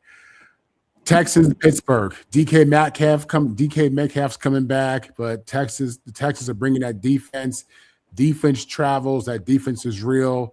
I'm believing that Pittsburgh at home with DK back, considering how they won last week, what they had to do. I like the Steelers. I do. I like Caleb Williams and the Bears at home. I do. I like Brock Purdy's playing at a level right now. I like him very much. And then the last game there. It's up here. Rams all day. Yeah, Rams. Yeah. So yeah. I'm going to double up on you with the Pats thing, because Mr. Hollywood out there, Justin Herbert, has been absolutely horrendous in his 2 playoff games, and I do not think that changed. Yeah, they did beat my Eagles, but he was being beaten up, thrown around. They have a beat up offensive line. He cannot do it alone. And I think that the Patriots will be too much for him. Ben, what are your thoughts on Wild Card Weekend? Who do you like? Who do you not like? What are your thoughts on this weekend's matchups? I do think the New England Patriots are going to beat the Chargers, but I don't think it's going to be a runaway. I think the Chargers defense is built to beat up on a guy like Drake May, and I think they're going to force him. They're going to force him to beat the Drake May we saw the first time against the Bills, not the second time. But the second time he played the Bills, he didn't look like himself at all. And if Henderson don't have them he had 2 50-yard runs for touchdowns. And Drake May was able to scramble. He didn't. They can find a way to make him one-dimensional and make him have to beat them with the ground game, because they'll take the running game away. But I do think New England gets the win. I think the Chargers make it a game. I think Green Bay do beat the Bears. And here's why. I think the thing about the Bears is this, right? The Bears had a really, really good season, and the Bears are showing under Ben Johnson they can play some really, really good football. They are coming in banged up, no Michael Parsons. But Green Bay is looking at the Bears going, I don't know if y'all are really that, though. See, it's one thing to play a team that don't know you. You don't want to play a team that knows you. They're like, bro, you ain't got no new tricks. We know what you're going to do. I think Green Bay upsets the Bears just to keep that thing. I think Jordan Love has a really, really good game, and I think that Rashad Gary and company, they're going to have to bring that pass rush without Michael Parsons. But I do like their chances. And they just got Diggs over there. He can help. He can help that secondary. I don't know how much he's going to help, but I definitely think he can help. I do think the Bills beat the Jags. Here's why. The thing about the Jags are nice, man. They are. Trevor Lawrence has been playing out of his mind. Travis Etienne he's due for a contract extension. You got Josh Hines, Allen, going to be chasing Josh Allen.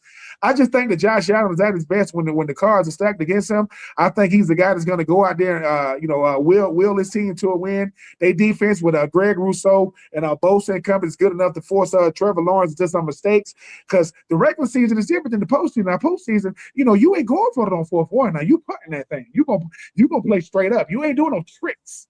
Everything gonna have to be straight up, but I think the Bills, will out a win against them Jacksonville. I think it's good. I think your Eagles beat the 49ers, and that's gonna be the game of the week. It's gonna come down to all 4 quarters now. It ain't gonna be no easy one. You're gonna be counting 2 things. You'll be counting the points on the scoreboard and healthy bodies. And then this game, this gonna be a slugfest, because I think both teams are built the exact same. You say y'all are not gonna have Dallas Goedert for the game? No.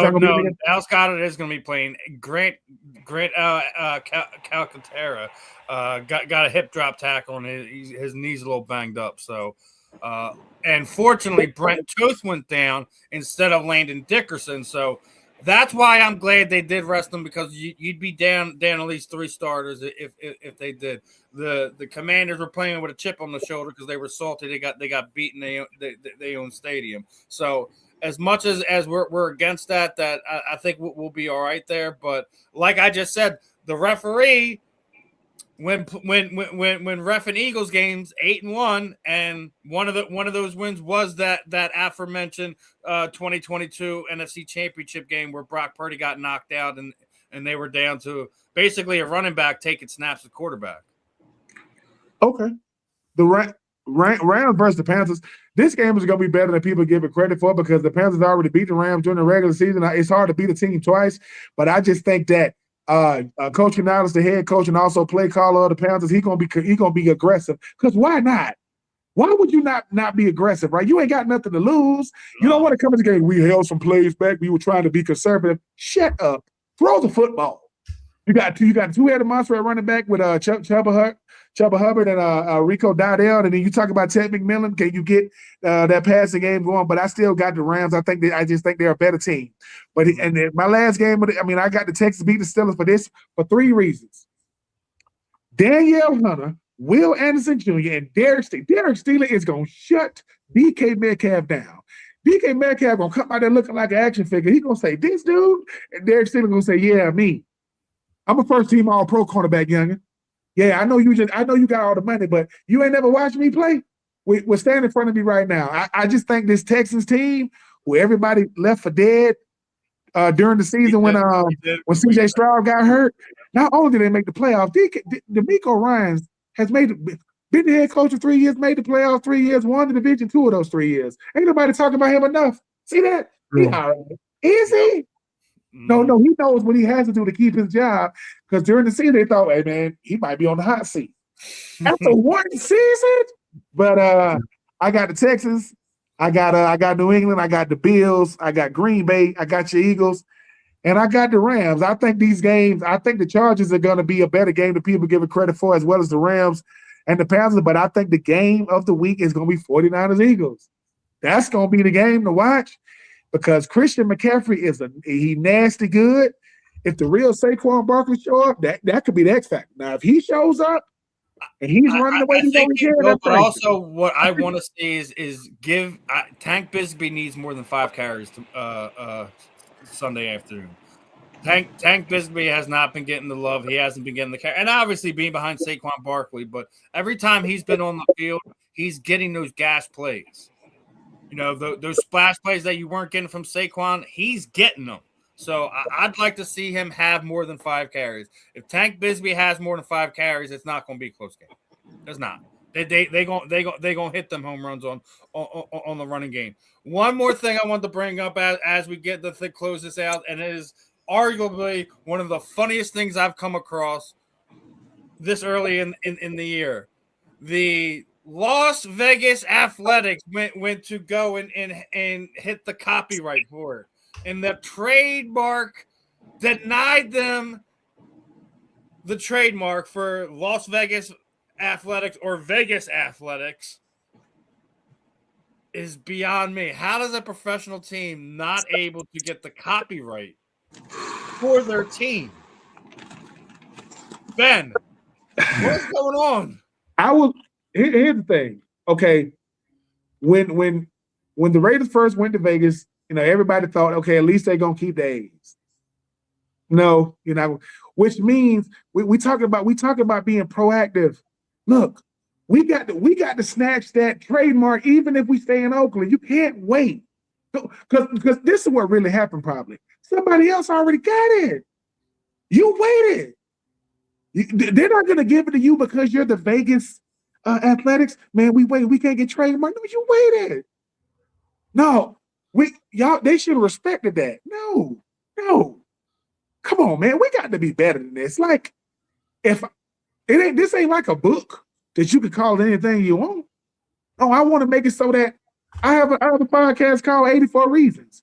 It's a song called 84 Reasons. It's a nonprofit called 84 Reasons. The reason why I never got a cease and desist, because I've been wearing them 84 since 2000 in the 90s. So they was like, well, you can't really send it to him because we have evidence. But here's the thing, though. If I want 84 Reasons to be an entity that nobody can use, I would have to go through the paperwork. But I'm not a professional baseball French. What do we do? Oh, my God. This kind of stuff is embarrassing because it shows, once again, there are a lot of Stephen Rosses out there. These owners think they're smarter than everybody, and they not. How would you wait? I'm going to answer your question. The reasoning that the USPTO didn't give them the trademark because it's too generic. Geographic description that the word athletics is too broad for a sports specific, which is insanity because they've been a franchise since they were here in Philadelphia. You know what's crazy about that though? Yeah. You think?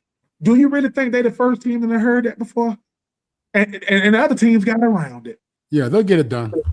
And the thing is, once again, Marvin, God gonna bless us to be able to come into some serious cheese. I don't know when. I'm just putting it out there. And we gonna become minority owners of a franchise. You can pick the one. It don't matter. Just so we can be in the room to say, what y'all just say? Who are y'all? Oh, we minority owners, which means we got a key. We got the little thing. Some teams are good. Listen, good teams are good teams because they make good decisions. The bad teams are bad teams because they make bad. That is why. And the worst teams make dumb decisions, just dumb, just don't make no sense. If you are the Vegas Athletics, let me tell you something else money can do. It keeps stories from coming out. And don't print that. What? Don't print that. But and that still happens to this day. That still happens to this day.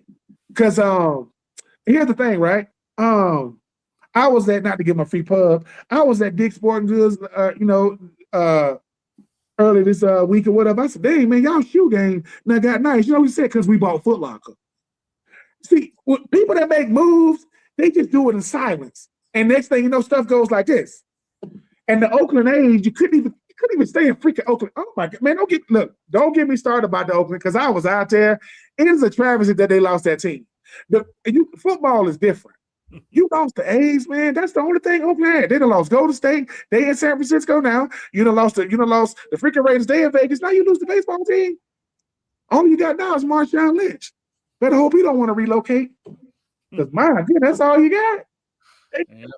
Marvin, last thoughts on the not getting the copyright.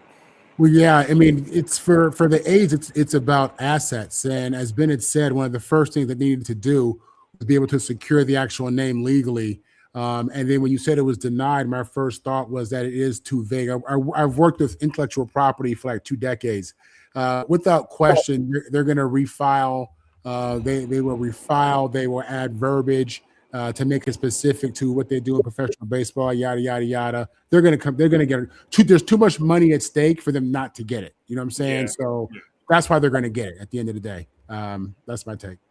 All right. Last 40 seconds or so. Final thoughts, Ben. Man, it's always a pleasure being with you two fine gentlemen. I think the greatest thing I get to do every day when I get to work with people like yourself. So I'm humbled to be on with you. I'm going to be on this train. As long as you guys will let me, I don't need to be no conductor. I could be the caboose. I'm just fine. Last thoughts, Marvin. Hey, guy. Yeah. Again, just fortunate to be on the show. Love being in this space, talking ball, talking sports with you guys. And yeah, Marvin on the mic. Catch me everywhere. There you go. All right, another fun episode in the books, guys. We will be back tomorrow, 2:00. Special interview. Make sure you're locked in. Other than that,